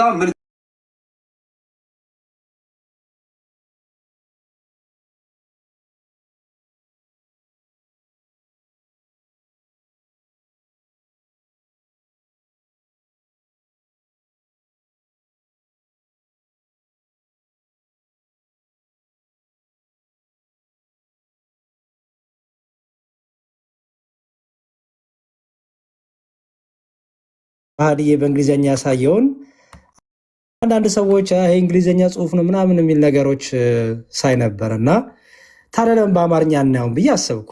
ከራሳቸው የኢትዮጵያዊ ስለሆንን በአማርኛ ብናየው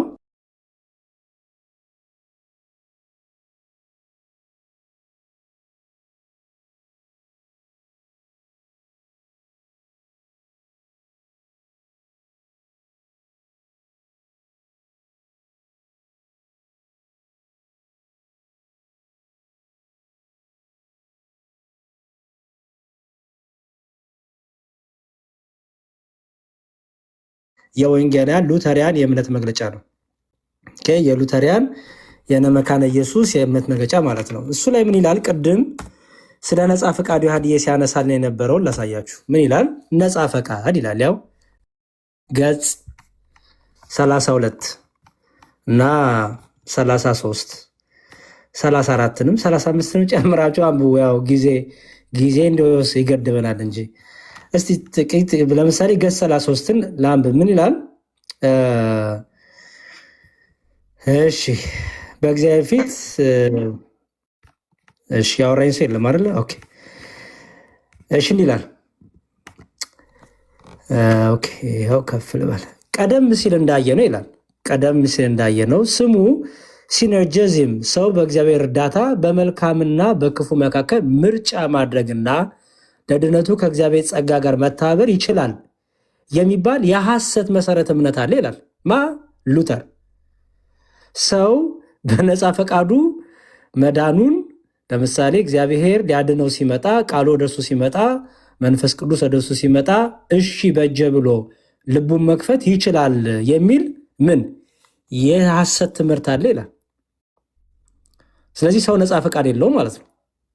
ነፃ ፈቃድ አለ ብሎ ማስተማር በሉተር ወይም በእነ መካነ ኢየሱስ ምንድነው ማለት ነው? የሐሰት ትምህርት ነው ይላል። ኦኬ ስለ ቃሉ አመጣጥ ይናገርና ከዛ እንዲህ ይላል። ይሁት እሺ የእግዚአብሔር ቃል 3 የመልካም ድርጊት መንስኤዎች ይስማማሉ ይላል። የእግዚአብሔር ቃል መንፈስ ቅዱስና ከእግዚአብሔር ቃል ጋር የሚስማማ እንጂ የማይቃወም የሰው ፈቃድ አእምሮ በሚሰማበትና ራሱን በሚሰራበት ጊዜ ካልተቃወመ ለፍርሃትም መንገድ ካልሰጠ ይልቁንም መንፈስ ቅዱስ ሲረዳው ለመስማማት ከጣረ በእንደዚህ አይነት ትግል ፈቃድ ሙት አይደለም። ይህን ይቃውማል። እግዚአብሔር አእምሯችን ይማርካል፣ እኛ ደግሞ መስማማት እንጂ መቃወም የለብንም። መሐሪ የሆነው እግዚአብሔር ከእሱ ጋር ግንኙነት የሚያደርገው እንደ ጡብ አይደለም፣ ነገር ግን የእርሱ ፍቃድ ጭምር ደግሞ የሚተባበርበት ሁኔታ እንዲህ ባለ መልኩ ይስባል። ይህ ወንጌል የሰሙ ሰዎች ሁሉ ለምን እንደማይለወጡና ወደ እምነት እንደማይመጡ ለማስረዳት የተደረገ ሙከራ ነው ይላል። ይሁዳ ጠፍቶ ሳለ ለምን ሐዋርያ ጴጥሮስ ዳነ? ወንጌል የሰማ ጎረቤትህ የማያምን ሆኖ ሳለ አንተ ለምን ክርስቲያን ሆንክ ይላል። ወንጌል የሰማ ጎረቤትህ እርሱ ሳይድን አንተ እንዴት ክርስቲያን ሆንክ ነው። እኔ ዮሐድዬ መምህር ኤፍሬም ሰምተን አልዳንም፣ ሌሎች ሁለት ጴንጤዎች ፕሮቴስታንቶች እንዴት ዳኑ ነው አሁን ጨዋታው እንግዲህ እንደሚናገረው። ይኸው ወንጌል የሰማ ጎረቤትህ የማያምን ሆኖ ሳለ አንተ ለምን ክርስቲያን ሆንክ ይላል። ለእነዚህ ጥያቄዎች መልስ ፍለጋ ይልና ምን ይላል? እግዚአብሔር ሰዎችን ለማዳን ለዘላለም ይኸው እዚህ ጋር እግዚአብሔር ሰዎችን ሁሉ ለማዳን አይፈልግም። ደግሞ የካልቪንን ደግሞ የሚቃወም ነው። ይሄ ደግሞ ሐሰተኛ አስቸጋሪ መሰረት እምነት አለ። ለዘላለሙ እንዳይድኑ የወሰነባቸው ሰዎች አሉ። ይህም ፕሪዴስቲኔሽን ቅድመ ውሳኔ ይባል የዮሐንስ ካልቪን መሰረት እምነት ነበር ይልና ስለዚህ ስህተቱ በእግዚአብሔር በኩል ካልሆነ ከሰው በኩል መሆን የለበትም። ይህም ማለት ሁሉም የሚድኑ ካልሆኑ ምክንያቱ መደረግ የሚገባው ሁሉ ስለማያደርጉ ነው ብሎ አሰበ። ከእግዚአብሔር ጸጋ ጋር መተባበር እምቢ ያሉ ሰዎች አሉ፣ ነገር ግን ይህም የስህተት መሰረት እምነት ነው ይላል። አየው ዮኒ ድርገመው። ከእግዚአብሔር ጸጋ ጋር መተባበር እምቢ ያሉ ሰዎች አሉ፣ ነገር ግን ይህም የስህተት መሰረት እምነት ነው። ስለዚህ እምቢም ማለት አትችልም ማለት ነው። ነፃ ፈቃድ የለም ነው።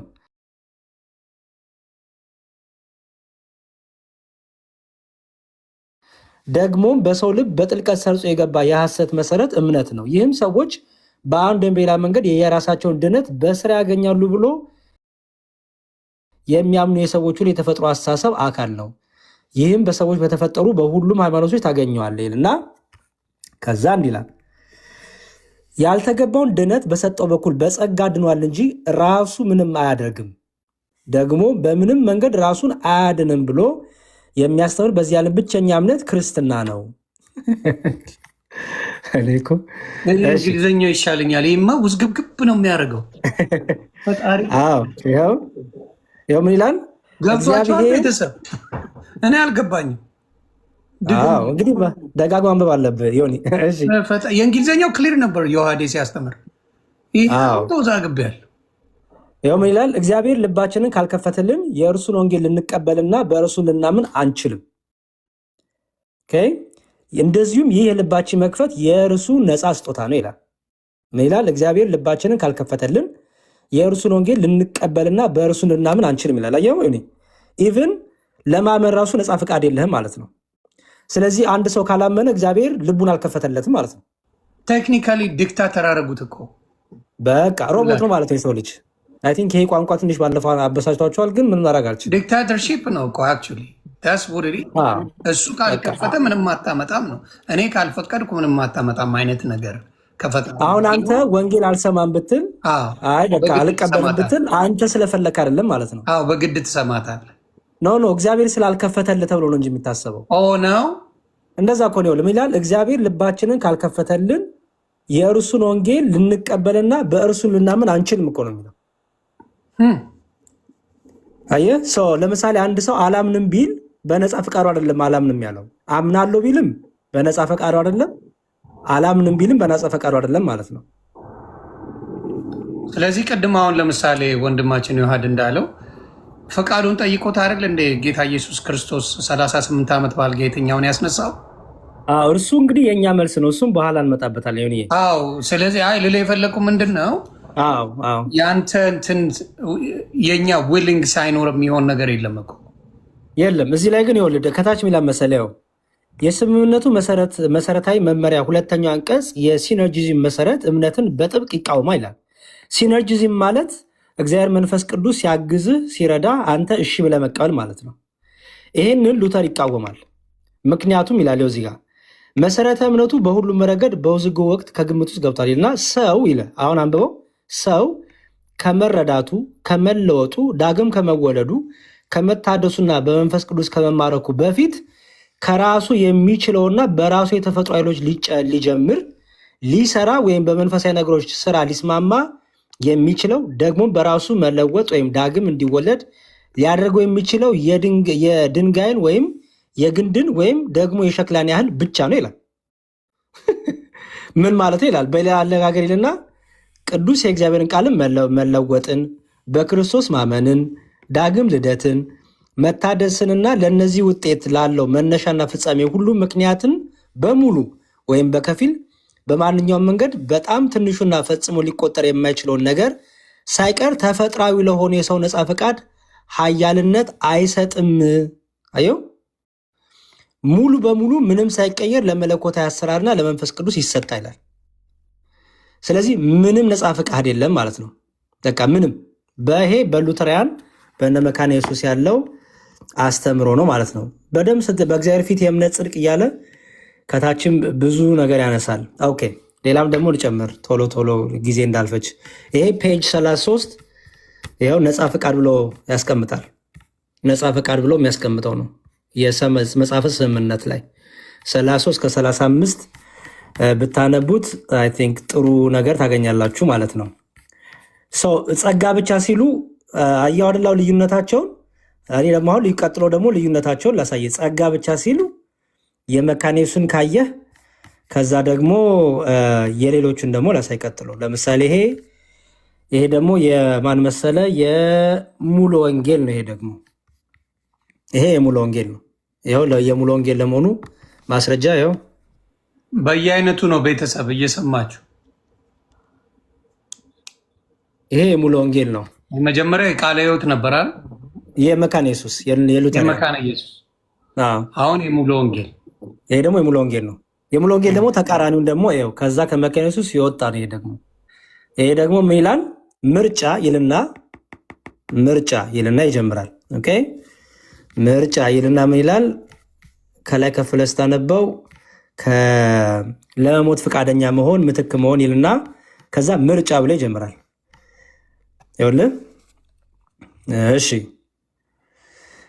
በመሰረቱ እግዚአብሔር በቃሉ የገለጠልን ነገር እንድንረዳ እንጂ እግዚአብሔር የሚያውቀው ነገሩ እንድናውቅ አይደለም። እኛም የእግዚአብሔርን እውቀት ሁሉ በዚህች ውስን በአእምሯችን እግዚአብሔር አስቀድሞ ያወቃቸውን መረጣቸው ማለት ሌሎች እንዳይድኑ ከለከላቸው ወይም አገዳቸው ማለት አይደለም ይላል።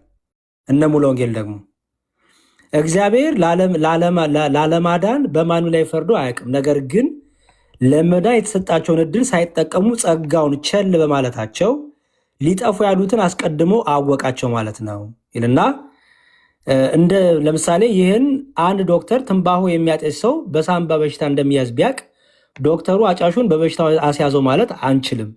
እንደዚሁም እግዚአብሔር ደህንነትን ለሁሉ ሰው አዘጋጅቶ ክርስቶስን ባለመቀበል የሚጠፉትን አስቀድሞ ቢያውቅ ለምን አወቀ ለማለት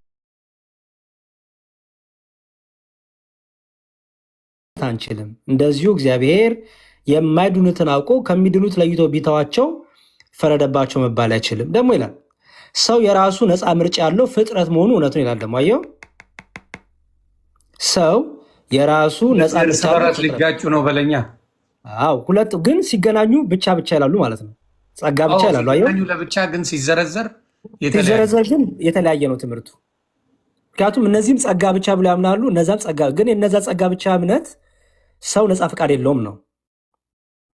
የእነዚህ ደግሞ ጸጋ ብቻ እምነታቸው ምንድን ነው? ሰው የራሱ ነፃ ምርጫ ያለው ፍጥረት መሆኑ እውነት ነው ይላል። ስለሆነም ይልና ለመዳን ክርስቶስን በፈቃዱ አምኖ መቀበል ይችላል ይላል። አየው እዚህ ጋር ፈቃድ አለ። ከመዳኑ በፊት ለመዳን የሰው ነፃ ፈቃድ አለው እዚህ ጋር አየው። እዛ ግን ሪጀነሬት የሚሆነው ሆኖ ነው ከዛ በኋላ የሚያምነው አየው። ይሄ ግን ጭራሽ ለማመንም ነፃ ፈቃድ አለው ብሎ ያስተምራል። ጸጋ ብቻ የሚለው ቃሉን ነው እንጂ የሚናገሩት ዲቴል ሲወራ ትምህርቱ ሲብራራ ግን የተለያየ ትምህርት ነው ያላቸው ማለት ነው።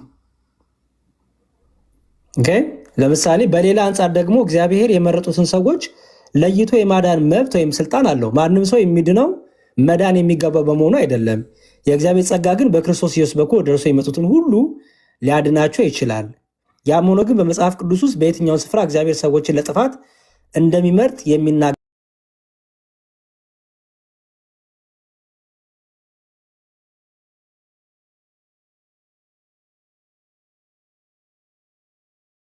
ውሃ ውስጥ የገባው ይሄ እንኳን ጥምቀትንም ያነሳት ጭራሽ። እሺ ያው ከሙሉ ወንጌል ጋር ይቀራረባሉ። እነዚህ ደግሞ የገነት ናቸው ማለት ነው። የገነት እንዲሁም ምን ይላል እዚህ ጋር ያው ሰው ራሱን ማዳን ይችላል። ሰው ድነት ቢያስፈልገውም ራሱን ማዳን በፍጹም አይችልም። ምክንያቱም የኃጢአት ዋጋ ሞት ስለሆነ ሰው ያንን ዋጋ ሊከፍል በፍጹም አይችልም። ስለዚህ የሰው ልጅ ከወደቀበት ውድቀት ለመነሳት እና ከተፈረደበት ፍርድ ነፃ ለመሆን በራሱ አይችልም።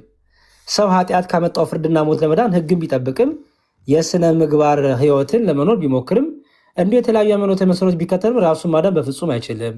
ስለዚህ አዳኝ ያስፈለገው እያለ ከሙሉ ወንጌል ጋር የሚቀራረብ ነገር ያስተምራሉ። የመጨረሻው ይሄ መጽሐፍ ዮሐዴ ታውቀዋለህ? እንትን የሚለውን የሉተርን መጽሐፍ ምንድነው? አይ ሆፕ ታውቁታላችሁ። ቦንዴጅ ኦፍ ዊል የሚለው ኦኬ። ይሄ የሉተር መጽሐፍ ነው። ቦንዴጅ ኦፍ ዊል ይላል። ቦንዴጅ ኦፍ ዊል ማርቲን ሉተር ይላል።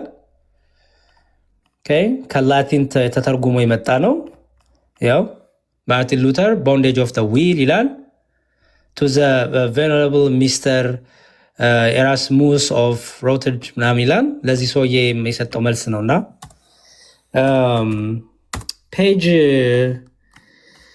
ይኸው እዚህ ጋር ፔጅ ስንት ላይ መሰላችሁ? ፔጅ 132 ላይ ምን ይላል? ይሁት ይኸው ፍሪ ዊል የሚለውን እየመለሰ ነው። ኦኬ እሺ ምን ይላል እዚህ ጋር?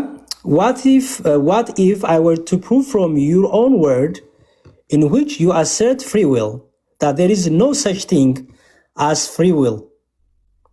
Okay? There is no such thing as free will. So as to convict so as to convict you of unworthily denying the conclusion which you endeavor with so much awareness to establish. Truly, if I don't succeed in this, I swear to revoke all that I have written against you. From the beginning of the end of this book, and to confirm all that your death either asserts or questions against me. Mercy የሰጠው ነው. You represent the power of the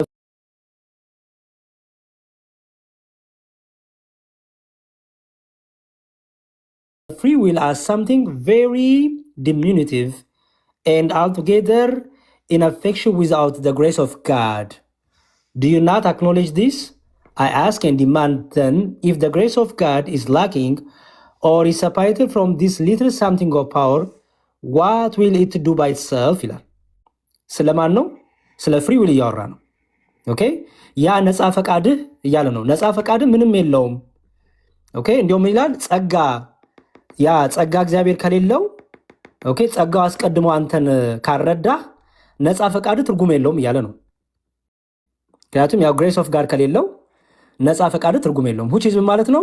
አንተ ነፃ ፈቃድን አትጠቀምም ማለት ነው። ፍሪ ዊል የለህም አንለስ ጸጋ መንፈስ ቅዱስ መጥቶ ወይም ጸጋ እግዚአብሔር መጥቶ ነፃ ፈቃድ እንዲኖር ሳይሆን አንተ እንድታምን ያደርግሃል ማለት ነው። ኦኬ ነፃ ፈቃድህ ምንም ማተር ያደርግም በማርቲን ሉተር እሳቤ ማለት ነው። ይሄ ያው ሰፊ ነው። ፔጅ 132 133 ብታነቡ ስለ ፍሪ ዊል በደንብ ያስተማር ነቲንግ ነው ምንም ጥቅም የለውም እያለ ያው it stands fixed even by your own testimony therefore that we will do things by necessity and nothing by free will. So long as the power of the free will is nothing and neither does nor can do good in the absence of grace, unless you by a new use of terms choose to mean completion by efficacy, intimating that free will can begin and can will a good work though not completed, which I do not believe, but more of this later ይላል። ይኸው ይቃውመዋል። ይሄ ሰውዬ ሉተር ይመልስለት ሰውዬ ስለ ፍሪ ዊል በደንብ ያስተማረ ነው እና ሉተር ደግሞ ተቃራኒውን ነገር ነው እየተናገረ ያለው። ሰው እርስ በርስ ጸጋ ብቻ እምነት ብቻ በተለይ ጸጋ ብቻ የሚለው የሁሉን ነገር የያዘ ነው። ዮኒ ሰው ማጠቃለያ ሐሳብ ነው ይሄ። በተለይ እነዚህ the 5 tulips የሚባሉት የካልቪን the 5 points of Calvin የሚባሉት እዚህ ጋር ምን ይላል? God choice of certain individuals unto salvation before the foundation of the world resetted solely in his own sovereign will ይላል። አየው እግዚአብሔር አስቀድሞ የሚያድናቸውን መምረጡ የሱ ሉዓላዊነቱን ያሳያል ይላል። His choice of particular sinners was not based on any foreseen response or obedience on their part. አየው ከነሱ ምንም አይነት ተሳትፎ ወይም ደግሞ ፈቃደኝነት ሳይኖር ነው የተደረገው ይላል። ሰቻስ ለምሳሌ ፌት ከነሱ እምነት ኖረ አልኖረ፣ ሪፔታንስ ንስሐ ገቡ አልገቡ ምንም ጥቅም የለው ማለት ነው። ምክንያቱም አስቀድሞ ምን ስለሚያደርግ የሚጠፉትንም የሚድኑትንም ኦልሬዲ ስለመረጠ። On the contrary, God gives faith and repentance to each individual whom he selected. አየው ለመረጣቸው ብቻ ምን ይሰጣቸዋል? እምነትና ንስሐ እንዲገቡ ይረዳቸዋል፣ ይሰጣቸዋል፣ ጸጋውን ይሰጣቸዋል። ለመረጣቸው ብቻ። These acts are the result, not the cause of God's choice. Election therefore was not determined by or conditioned upon any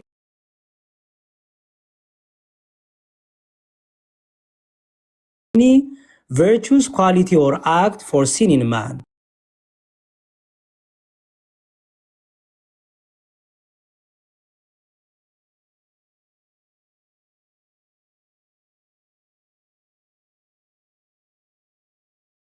Not the sinner's choice of the Christ is the ultimate cause of salvation ይላል። ይኸው ኃጢአተኞችን የመረጠው እሱ ነው፣ እነሱ አልመረጡትም። እነሱ ነፃ ፈቃድ የለበት፣ የእነሱ ነፃ ፈቃድ የለም። እሱ ይመርጥና እሱ እንዲድኑ ያደርጋቸዋል፣ ሌሎቹን ደግሞ እንዳይድኑ ያደርጋቸዋል ማለት ነው። ይሄ የእሱ ሉዓላዊ ችሎታው ነው፣ ሉዓላዊነቱ ነው ብለው ደግሞ እነ ካልቪን ያስተምራሉ። ሰው እርስ በርሳቸው እንግዲህ እንደዚህ አይነት የተለያየ ልዩነቶች አሉ የሚለውን ላሳይ ፈልጌ ነው። ታንኪ በጣም መምህር ኤፍሬም ካሉ እንደ ዲያቆን የዋድሻ ማጠቃለያ ሰው ሰጣቸው እኛም ማንሳት እንችላለን። ቃሎት ያሰማል። ዲያቆን ከዚህ ሳይወጡ አንድ ሀሳብ እዚሁ ላይ ካሳያችሁና ምን ዮኒ እንዴት በሰለ አሁን አይታል ልዩነቶቹን ማለት ዲያቆንም አሳይተናል። እንግዲህ ያሉትን ጸጋ ብቻ እያሉ የተለያየ እንደሆኑ ማለት የተለያዩ የተከፋፈሉ እንደሆኑ ግን በመጽሐፋቸው ካውንስላቸው ምን እንደሚል ታውቃለህ? ዶግማችን ብሎ የሚያመጣው ቆይ ላሳይ። እንደ ከፍ አድርግ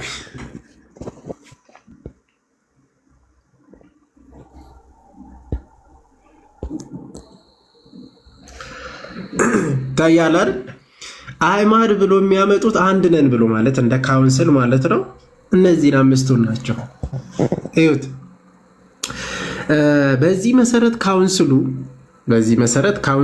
አምስቱ ብቻ ይሄ ማለት የካውንስሉ የተግባቡበት ፕሮቴስታንቶች ማለት ጴንጤዎች ማለት ነው።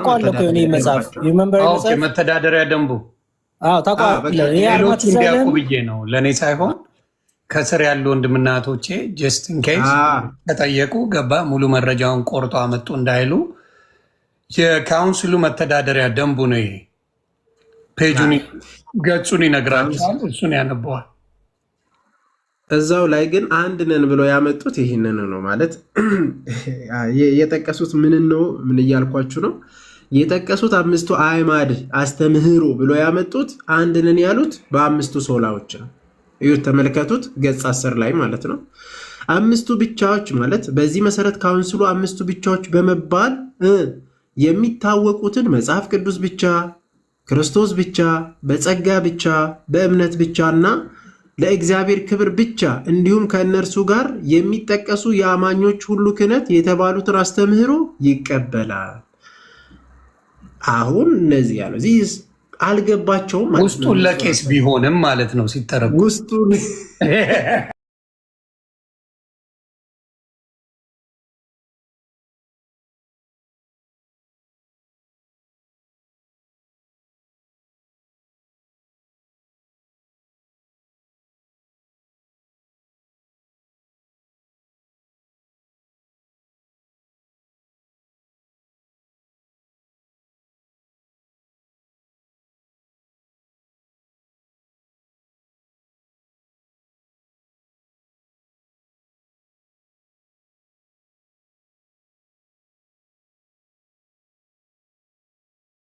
አንደኛው ለተመረጡት የሚል አለ፣ አንደኛው ለሁሉም የሚል አለ።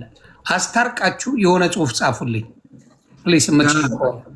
ጸጋ ብቻም ቀጥል። አንዳንዱ ፍሪዊል አለኝ ይላል፣ አንዳንዱ ደግሞ ፍሪዊል የለኝም ይላል። አስታርቁልን። የምር ማለት አንድ ነን ብሎ የመጡበት ማለት ነው። ተመልከት፣ አንድ ነን ብሎ የመጡበት ያስቀምጡት አስተምህሮ እንቀበላለን ያሉ ጸጋ ብቻ እንቀበላለን። አንዳንዱ አይ እግዚአብሔር ነው በግድ እኔን መርጦ ያዳነኝ ይላል። አንዳንዱ ደግሞ አይ አይደለም እኔ አሜን ብዬ ተቀብዬ ነው ይላል። አዎ ትምህርቱ እንደጨረስን አስገባችኋለሁ፣ ትገባላችሁ። አይዞን መታችሁ ታስታርቃላችሁ። ግን አንዴ ልንገራችሁ፣ ከየት እንደሆናችሁ መናገር አለባችሁ። መናገር የለብኝም እንዳትል፣ የት ነው የምታገለግለው፣ የት ነው የተማርከው የሚለውን ሙሉ እዚህ ጋር ኢንፎርሜሽን ስላለ እሷንም አብራችሁ መጥቀስ አለባችሁ። አደራ ከየትኛው ቸርች እንደሆናችሁ፣ የትኛውን አስተምሮ እንደምትቀበሉ፣ ከዛ ከየትኛው ጋር እንደሆነ ደግሞ በደንብ ይነገራቸዋል። ተባረኩ። ቴንክ ዩ። እና እዚሁ ላይ ደግሞ አንዳንዱ እምነት ብቻ ይላል አይደል? አሁን እምነት ብቻ የሚሉት አንዳንዱ አይ እምነትን ስንል እኛ ምንን አለይም የጌታ ስጋና ደም ጥምቀትንም ሳንለይ ነው። ሰው ጥምቀት ሳይጠመቅ አይድንም፣ እምነት የምንለው እዛ ውስጥ ከተን ነው ይሉዋል። አንዳንዱ ደግሞ አይ ጭራሽ እምነት ብቻ አሜን ብለን ስንቀበል ነው ያኔ በቅጽበት ስለዳን ነው በቃ ፎርዛት ማተር እምነት ብቻ የሚለውን በዚህ ነው የምንቀበለው ይላሉ። ሁለቱም የተለያየ ሀሳብ እና እነዚህ ሁሉ አንድ ነን ብሎ ያመጡት በካውንስሉ እንቀበላለን ያለን የቱን ትምህርት ነው የምትቀበሉት? ለካውንስሉ አድርሱልን። ማለት ጸጋ ብቻ ስትሉት የየትኛውን የካልቪኒስቱን ወይስ ደግሞ የሙሉ ወንጌልን ነው የምትቀበሉት? በየትኛው ነው የተስማማችሁት? እምነት ብቻ ስትሉት በማን ነው የተስማማችሁት? ይሄ ቦሪንግ ነው። በነገራችን ላይ እንደዚህ ብላችሁ ማምጣታችሁ ራሱ በየአይነት በአንድ ላይ የሚቀርብ አይነት ነገር ሆነና እኛ ፈተፍ እንዳለ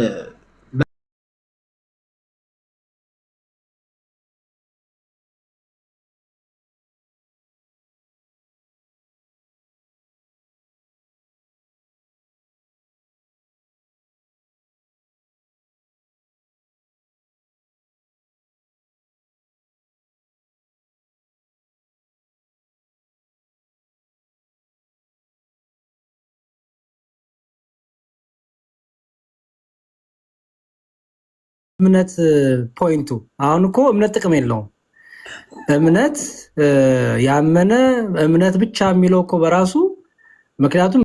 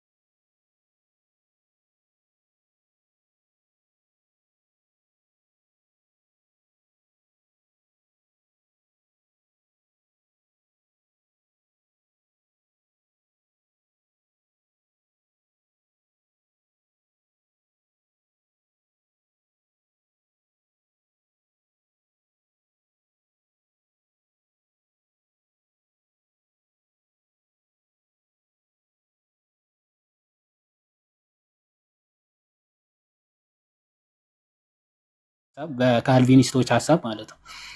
ኦኬ ክርስቶስ ብቻ ነው ያዳናቸው የሚያድናቸውም ኦኬ ለተመረጡት ሰዎች ሰው ክርስቶስ ብቻ ማለት እሱ ነው። ዘንድ ክብር ለእግዚአብሔር ብቻ የሚለው ደግሞ መዳኑን የሰራውም የመረጠውም ሁሉም ያደረገውም እሱ ስለሆነ ክብር የሚገባው ለሱ ብቻ ነው የሚል ሐሳብ ነውና ሶላዎቹ ራሱ ከዚህ ጋር የሚገናኙ ናቸው። ከዚህ ከጸጋ ብቻ የሚለው ኦኬ ከቱሊፕ ትምህርቶቹ ቱሊፖቹ የተገናኙ ናቸው ብለናል ነበር። ልክ እንደዚያ ሶላዎቹም የሚገናኙ ሐሳቦች አላቸው። ዛሬ ግን መሰረቱ ያው ጸጋ ብቻ የሚለው ኮንሴፕት ስለሆነ አንዴ ከፍ አድርገኝና በሉትራኖች ባይዘው ይሄ ኮንትሮቨርሲ ተነስቶ ነበረ። እንደውስ ኤሌክት አድርጓቸዋል ሲባልም አይ ኤሌክት ቢያረጋቸውም ፎርሲ በማድረግ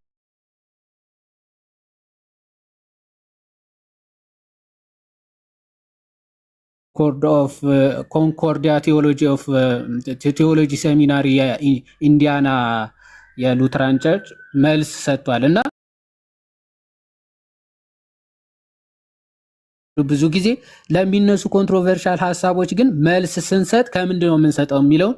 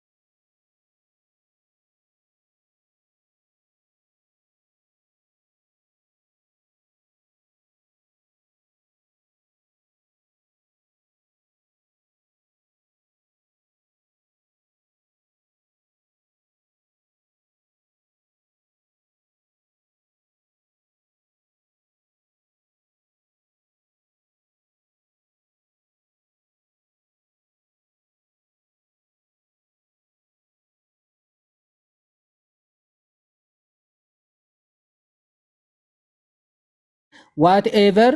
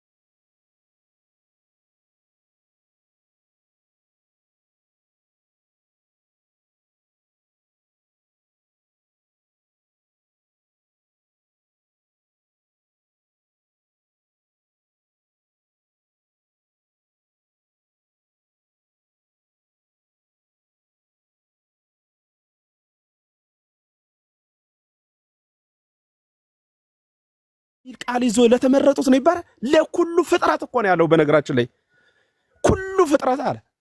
ኩሉ ፍጥረት ይሄ ማለት ምን ማለት ነው? ይሄ በእውነት በወንጌል ላይ ማመጽ ነው። የኛ ቤተክርስቲያን ትምህርት ግን ክርስቶስን የተቀበለ በስሙ ያመነ ጸንቶ የኖረ በተራድኦ መንፈስ ቅዱስ እየረዳው በጸሎት ጸንቶ እስከ መጨረሻው ህቅታ ድረስ የሚኖር እርሱ ሰማያዊ ዋጋ ያገኛል እንላለን እንጂ የተኮነነው አስቀድሞ ስላልተመረጠ ነው፣ ደግሞ የጸደቀው አስቀድሞ ስለተመረጠ ነው የሚል ትምህርት በቤተ ክርስቲያን ፈጽሞ የለም። ወደፊትም ለዘለዓለምም አይኖርም። እግዚአብሔር ይስጥልን። ቃልን ያሰማልን። መምህር ኤፍሬም በጣም እናመሰግናለን። እግዚአብሔር ይስጥልን። ዮሐድዬ ኔትወርክ አስቸገረው መሰለኝ። በጣም እናመሰግናለን። ኔታ ክብር ይስጥልን። አንደበቱ ይጣፍጣል እና በቃ ሁሌም ቢያስተምሩን በጣም የምንወድ ነው። ዮኒ እንግዲህ ፕሮቴስታንቶች መግባት ከፈለጉ እንግዲህ በሁለታችንም በኩል ያለውን ትምህርቶች አስቀምጠናል። ሰዓት እየሄደብን ነው። ጥቂት ደቂቃ ስጣቸውና ለፕሮቴስታንቶቹ አትሊስት ምን አንደርስታንድ እንዳደረጉ፣ ምክንያቱም ዶክመንታቸውን ያሳየ ነው። እኛ ከራሳችን የጨመነው ነገር የለም። ከዛው ነው የሚመልሱት። ኤግዛክትሊ።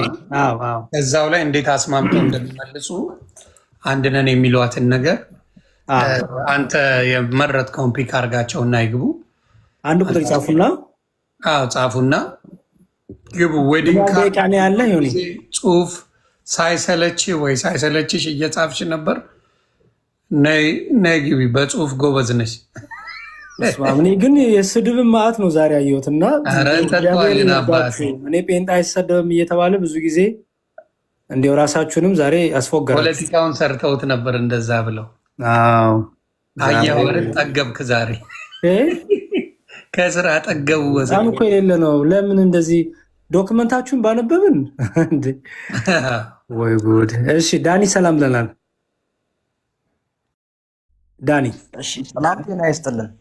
እግዚአብሔር ይመስገን። ሰላም ላንተ ይሁን። እንኳን በሰላም መጣ።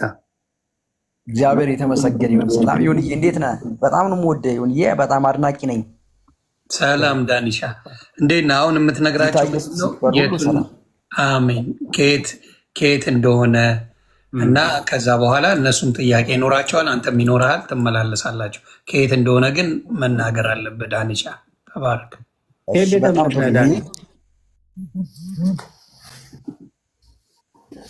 በጣም ጥሩ፣ መቀጠል እንችላለን። አዎ ከየት ቤተ እምነት ነው ዳኒ? እኔ ከፕሮቴስታንት ነኝ። አይ ፕሮቴስታንት የሚባል ቤተ እምነትማ የለም። ማለት ፕሮቴስታንት ወንጌል ብርሃን ቤተክርስቲያን። የት ወንጌል ብርሃን ቤተክርስቲያን? ከወንጌል ብርሃን ቤተክርስቲያን። እሺ በጸጋ ጉዳይ አንድ ሰው ለመዳን አሁን በጸጋ ብቻ የሚለውን የመካነ ኢየሱስን የሉተሪያንን እና የሙሉ ወንጌልን አስቀምጠናል። የቱን ነው የምትቀበለው አንተ? ኦኬ የሉተራውያን ኦኬ ማለት እንትን ነው አይደል?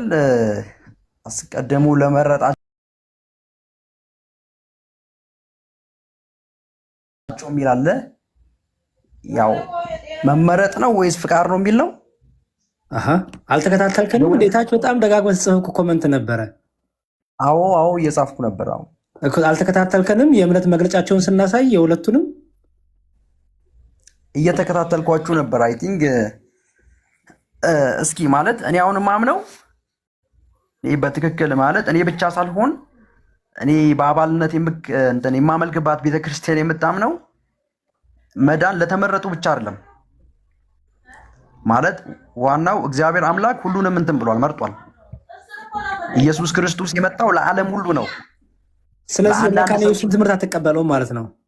አዎ አልቀበለውም። አዎ በጸጋ ብቻ በሚለው ትምህርት አንድ አይደላችሁ ማለት ነው። አየህ አሁን ጸጋ ብቻ እምነት ብቻ የሚለው ትምህርት ከላይ ስሙ ነው እንጂ ሲብራራ ልዩነት አላችሁ ማለት ነው። አየህ እኔ አሁን ይኸውልህ ካልቪኒዝም እና እንትኒዝም ይባላል አይደለ? ምንይዝም እኔ ካልቪኒዝምንም አልደግፍም አርሚኒዝምንም አልደግፍም። የምደግፈው መጽሐፍ ቅዱስን ነው። መጽሐፍ ቅዱስ ያለኝን ነው የምሆነው። ለምን ለምሳሌ መጽሐፍ ቅዱስ ብቻ ትላለህ ዳኒ? አምስቱን ብቻዎች ትከተላለህ ትቀበለዋለህ? ማለት ይሄንን የምቀበለው ሉተር ስላለው አይደለም። መጽሐፍ ቅዱስ ብቻ የሚለውን አምስቱን ሶላዎች ትቀበላቸዋለህ? ብቻ የሚለውን ትምህርት ዳኒ? አዎ እቀበላቸዋለሁ። ኦኬ በመጽሐፍ ቅዱስ እስቲ እምነት ብቻ ጸጋ ብቻ የሚል አሳየኝ ቃል።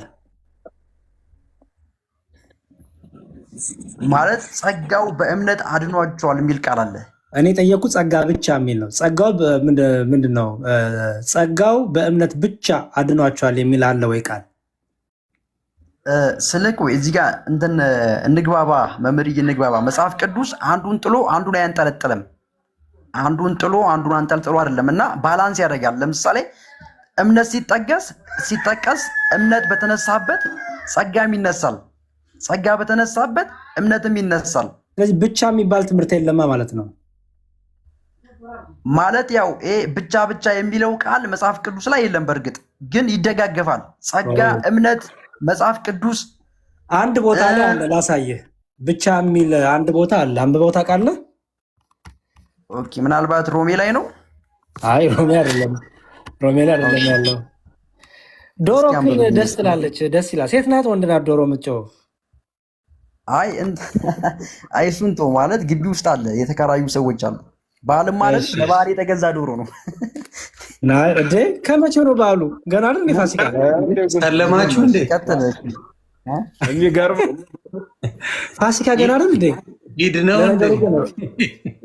አይ ፋሲካውን ወደ አንተ እንደ ጴጥሮስ ያው ስብከት ነው ይሄ በእውነት። እና ወደ ቤቱ ተመለስ። የጴጥሮስ ዶሮ ነው መሰለህ ሄዶ ያዕቆብ መልእክት ምዕራፍ 2 ላይ ያለው ላሳይክ ነው። ያዕቆብ መልእክት ምዕራፍ 2 ከቁጥር 24 ላይ ሰው በእምነት ብቻ ሳይሆን በስራ እንዲጸድቅ ታያላችሁ ይላል። እዚህ ጋር አሁን በእምነት ብቻ የሚል ቃል መጽሐፍ ቅዱስ ብትፈልግ እዚህ ጋር ብቻ ነው የምታየው። ከዘፍጥረት እስከ ራእይ ብታነብ ብቻ በእምነት ብቻ የሚለውን እንዲሁም ፈርሶ በእምነት ብቻ ሳይሆን ብሎ በስራ እንዲጸድቅ ታያላችሁ ይላል። ምክንያቱም ብቻ እዚህ ጋር አሁን ለምሳሌ ዳኒ ሰው በእምነት ብቻ ሳይሆን በስራ እንዲጸድቅ ታያላችሁ። በእምነት ብቻ ሳይሆን ማለት ነው።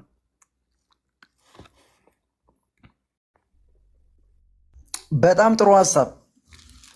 እሺ ማለት እኔ ስለ ዝም ብዬ አይደለም መጽሐፍ ቅዱስን ማብራራው ማለት ነው።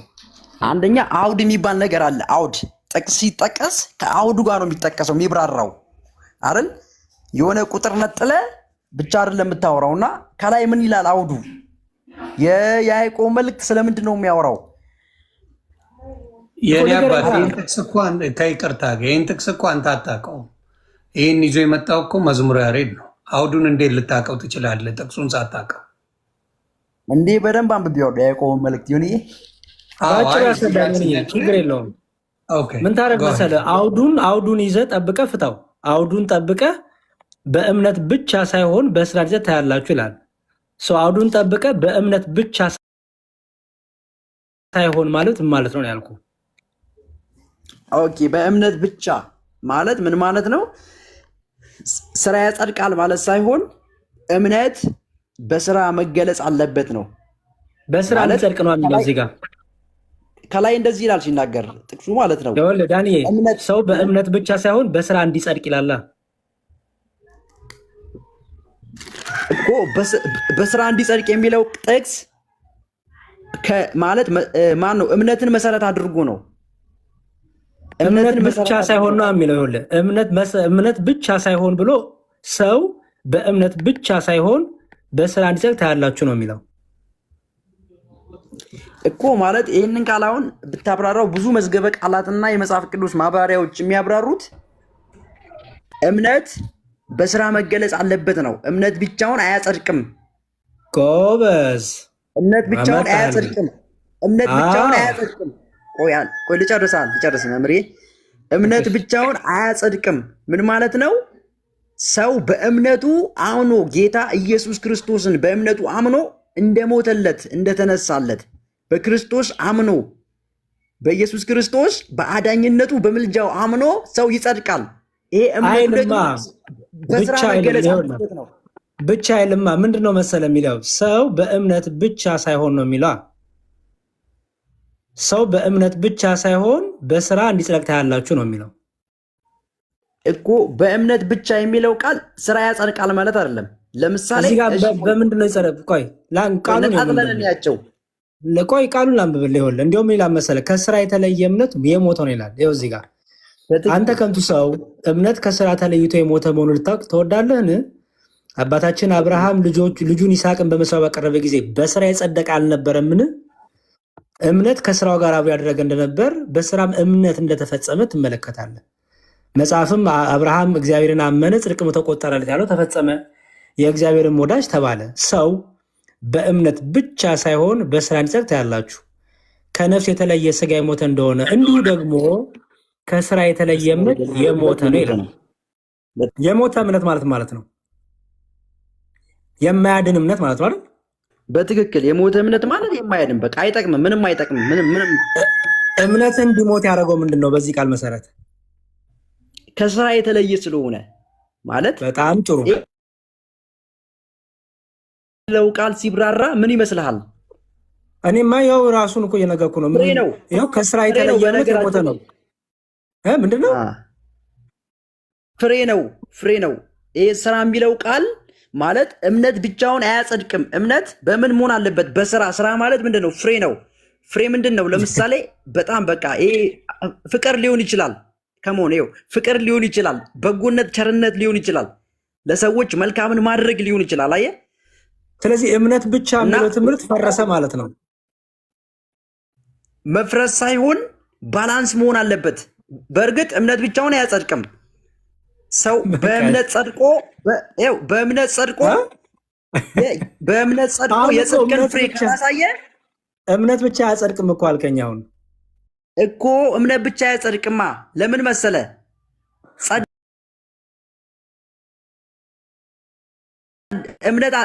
እምነት አጸደቀኝ ካለ በፍሬ መታየት አለበት። የጽድቅ ፍሬ ማፍራት አለበት። አየህ፣ በእምነት የጸደቀ ሰው የጽድቅን ፍሬ ማፍራት አለበት። ስለዚህ እምነት ብቻ አያጸድቅም ማለት ነው። ስራ የሌለው እምነት። ምክንያቱም እምነትን ሙሉ የሚያረጋት ስማኝ ቋንዴ፣ እምነትን ሙሉ የሚያረጋት ህያው የሚያረጋት ምኗ ነው? ስራ ነው፣ ፍሬ ማፍራት። በጣም ጥሩ። እምነት ፍሬ ከሌላት፣ ስራ ከሌላት ህያው ናት ወይስ የሞተች ናት? የሞተች ናት። የሞተ እምነት ያድናል ወይስ አያድንህም? በጭራሽ። እንዴት ያድናል የሞተ እምነት? ስልክን ስጠኝና እኔ እናንተ ኢች አዘር ፎሬቨር ብራዘር እንሆናለን። በጣም ጥሩ። በቃ አሁን አየህ፣ ተስማማኝ እናንተ። ስለዚህ ሰው በእምነት ብቻ አይድንም። ምክንያቱም እምነቱ ህያው የምትሆነው በፍሬ ስትገለጥ ነው አይደል? ከፍሬ አልባ የሆነች እምነት ብቻዋን የቆመች ብቻ ናት አይደለ? እምነት ብቻ ናት። ምክንያቱም እምነት ብቻ ይኸውልህ፣ ቃሉ እንደዚህ ይላል ከላይ ማለት ነው። እምነት አለኝ የሚል ስራ ግን የሌለው እምነቱ ምን ይጠቅመዋል? ምን ያደርግለታል?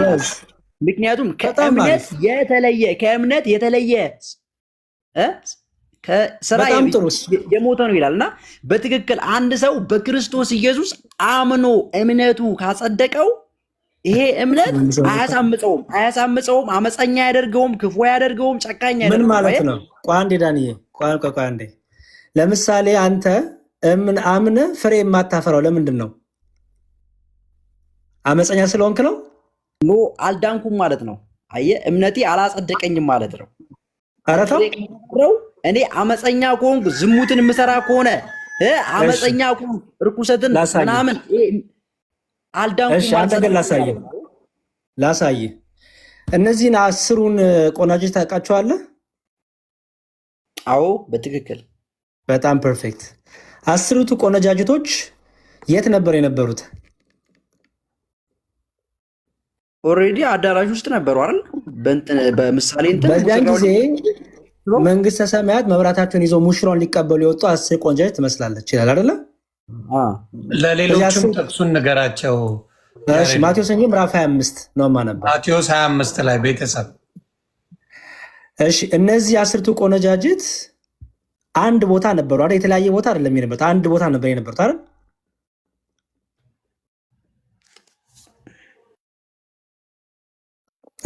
ዳኒ? አዎ፣ አንድ ላይ የነበሩ ግን በሁለት አንድ ቦታ ነበሩ አይደል? አዎ፣ በሁለት ተከፍለዋል። ገና ነኝ፣ ቆይ መከፈሉ ጋር ገና ነኝ። ግን አንድ ቦታ ነበሩ አይደል? የተለያየ ቦታ አልነበሩም፣ አንድ ቦታ ነበሩ። ያ ቦታ ደግሞ ሙሽራው የሚገባበት ቦታ ነው አይደል? ተው ዳኒ፣ ቶሎ ቶሎ መልስልኝ። በትክክል አዎ፣ ቀጥታ እየሰማው እኮ ነው። በጣም ጥሩ እየሰማው ነው። ቀጥታ ከነርሱም 5ቱ ሰነፎች 5ቱ ልባሞች ነበሩና ሰነፎቹ መብራታቸውን ይዘው ከነርሱ ጋር ዘይት አልያዙም፣ ልባሞቹ ግን ከመብራታቸው ጋር በማሰሯቸው ዘይት ያዙ ይላል። መብራት የተባለው ምንድነው? ዘይት የተባለው ምንድነው?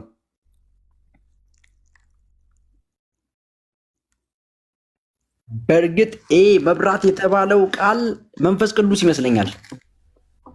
ማለት ነው እንዴ? ዘይቱን ምን ልታደርገው ነው?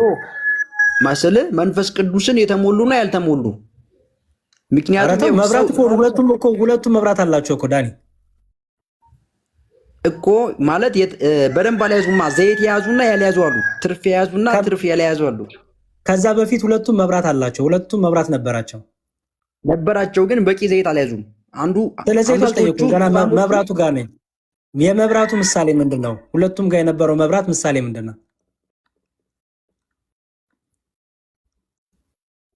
በትክክል አሪፍ። የመብራቱ ምሳሌ በቃ እኔ እንዳልኩ መንፈስ ቅዱስ ነው። ስለዚህ መንፈስ ቅዱስ ነበራቸው ሁለቱም። ሁለቱ አልነበራቸውም ማለት መብራት ነበራቸው አይደል? ኦሬዲ በቂ ዘይት ግን ካላወቀው ችግር የለውም። ካላወቀው ወይም አጥንተው አንበውት መጣ ይሻላል። እዚሁ እኮ እየገመትክ የተለያየ ነገር እያልክ ነው። ሁለቱም መብራት ነበራቸው አልኩ። መብራቱ የመንፈስ ቅዱስ ምሳሌ ነው ካልከኝ ሁለቱም መንፈስ ቅዱስ ነበራቸው ብለህ ተረጎምከው ማለት ነው። ስለ አይ አንደኛው አላቸው አንደኛው የላቸውም ትለኛለህ። ሁለቱም ግን መብራት ነበራቸው ነው የሚለው። አዎ ነበራቸው ነው የሚለው። ስለዚህ መብራት ምንድን ነው? ይህ ምሳሌ ነው። ኦኬ መብራት ማለት ያው በብዙ እንትን ሊተረጎም ይችላል። አንድ ትርጉም ንገረኝ። እሺ ማብራት ማለት ያው የእግዚአብሔርን ቃል ሊወክል ይችላል፣ ኦር መንፈስ ቅዱስን ሊወክል ይችላል። እሺ አንዱን ያዝና ንገረኝ፣ ችግር የለውም። ኦኬ እሺ የእግዚአብሔር ቃል በሚለው እንያዘው። የእግዚአብሔር ቃል ነበራቸው ሁለቱም ነው። በዛ ነው የምትረዳው መብራት የሚለው። አዎ መንፈስ ቅዱስን ሊያመለክት ይችላል፣ ሆሊ ስፒሪትን ኦር ደግሞ እግዚአብሔርን ቃል። እሺ ችግር የለውም። መንፈስ ቅዱስ የሚለው ሊያዝልህ። ሁለቱም መንፈስ ቅዱስ ነበራቸው አይደለ? በአንተ ትርጉም አዎ ነበራቸው። ኦኬ ዘይትስ ምንድን ነው? የእግዚአብሔር ቃል ነው። ሁለቱም የእግዚአብሔር ቃል ነበራቸው። መንፈስ ቅዱስም የእግዚአብሔር ቃል ነበራቸው። እሺ ሰነፎቹ ዘይት አለቀባቸው ማለት ነው። ማለት ሬዲ በቃ የመዘጋጀት እንትን ነው፣ ችግር ነው። አምስቶቹ ተዘጋጅተው ነበር ለመቀበል። ልብ ነው የሚያመለክተው። በነገራችን ላይ ዘይቱ ልቦና አሁን ያለ መዘጋጀት ችግር ነው። ዘይቱ ልቦና ወይ ዳይ ተጨነቀ ወንድም አለም ተው በቃ ምን ታረግ መሰለ አንብበውና ና በቃ አይ ቲንክ እዚሁ ነው እንደ አዲስ እያየው ያለው ዳንሻ አንብበውና ና ሰብኬዋለሁ። የእግዚአብሔር ቃል ሰብኬዋለሁ። ብዙ ጊዜ ሰበኩ ቃል ነው። እሺ በቃ ችግር የለውም። ይሄንን ቃል መልስልህ ከሌላ ሰው ጋር ወይ እስኪ ስለ ኢየሱስ ክርስቶስ ምልጃ ምን ትላለህ? አይ ዳንሻ ይሄ ነገር ትርጉሙን ስላላወቀው ሌሎች የሚያውቁ ሰዎች ገብተው ቢወያዩ ጥሩ ነው። ለምን ያንተም እምነት በክፉ እንዲነሳ ስለማልፈልግ የሚያውቁ ሰዎች ቢያደርጉት መልካም ነው። አይሻልም? ምክንያቱም ከሚለው ምንም የሚገናኝ ነገር እያወራ ስላልሆነ ማለት ነው። ኖርማል ነው ማለት ይሄ ቃል የሚናገረው ስለመዘጋጀት ነው ማለት ተዘጋጅቶ ኢየሱስን ስለመቀበልና ስላለመቀበል ነው የሚያወራው። ይሄ ደግሞ ምንድነው? በቂ መንፈስ ቅዱስን በበቂ ሁኔታ የተሞሉ አሉ። የእግዚአብሔርን ቃል በበቂ ሁኔታ የተሞሉ አሉ፣ ያልተሞሉም አሉ። ሁለቱም የእግዚአብሔር ቃል አላቸው፣ መንፈስ ቅዱስ አላቸው። እሺ ዳኒ በቃ መልካም ማለት እየተስማማን እናውራ። ምንድን ያስወጣቸው ከአዳራሹ ከሰርጉ ቦታ ያስወጣቸው እነዛን ልባሞች ምንድን ነው? አለመዘጋጅ ማለት በበቂ ሁኔታ የእግዚአብሔርን ቃል ትኩረት አልሰጡም ማለት ነው። አየህ ለምሳሌ እንደዚህ ይላል እኮ ኢየሱስ። መጀመሪያ የት ነበሩ ዳኒ? መጀመሪያ አንድ ቦታ ነበሩ። ሁለቱም አንድ ቦታ ነበሩ። ሁለቱም አንድ ቦታ ነበሩ። ሁለቱም መብራት ነበራቸው። ሁለቱም ዘይት ነበራቸው አይደል? በትክክል ነበራቸው። ምክንያቱም ያለ ዘይት መብራቱ አይበራም አይደል? አዎ በጣም ጥሩ። ስለዚህ ሁለቱም ማብራት ችሏል። መብራት አላቸው። ያለ ዘይት ደግሞ መብራት አይበራም አይደል? አዎ አይበራም። ቅድም ምን ብለህ ነበረ? መንፈስ ቅዱስ ያለው ሰው ሊበድል ሊወጣ አይችልም ብለህ ነበር አይደል? አዎ በትክክል። በጣም ጥሩ። እነዚህ ሰነፎች ግን ወጡ ከነበሩበት። ዘይቱ አላቸው፣ መብራቱ ነበራቸው፣ ግን ዘይቱ አለቀባቸው ይላል። አዎ። ስለዚህ ለምን ወጡ? ቅድም እኮ የገባ በጣም ብለህ ነበረ። ምን መሰለህ አሁን ይኸውልህ አማኝ ሆኖ በኢየሱስ ክርስቶስ አምኖ መንፈስ ቅዱስን አለመቀበል አይቻልም። ግን ደግሞ ይኸው ደረጃ አለው፣ ልዩነት አለው። ታውቃለህ? ይኸው በደንብ በመንፈስ ቅዱስ በደንብ የተሞላለ በደንብ ያልተሞላለ የእግዚአብሔርን ቃል የሚያውቅ አለ። ይኸው በደረጃ ማለት ነው። በደንብ የሚያውቅ አለ፣ በደንብ የማያውቅ አለ።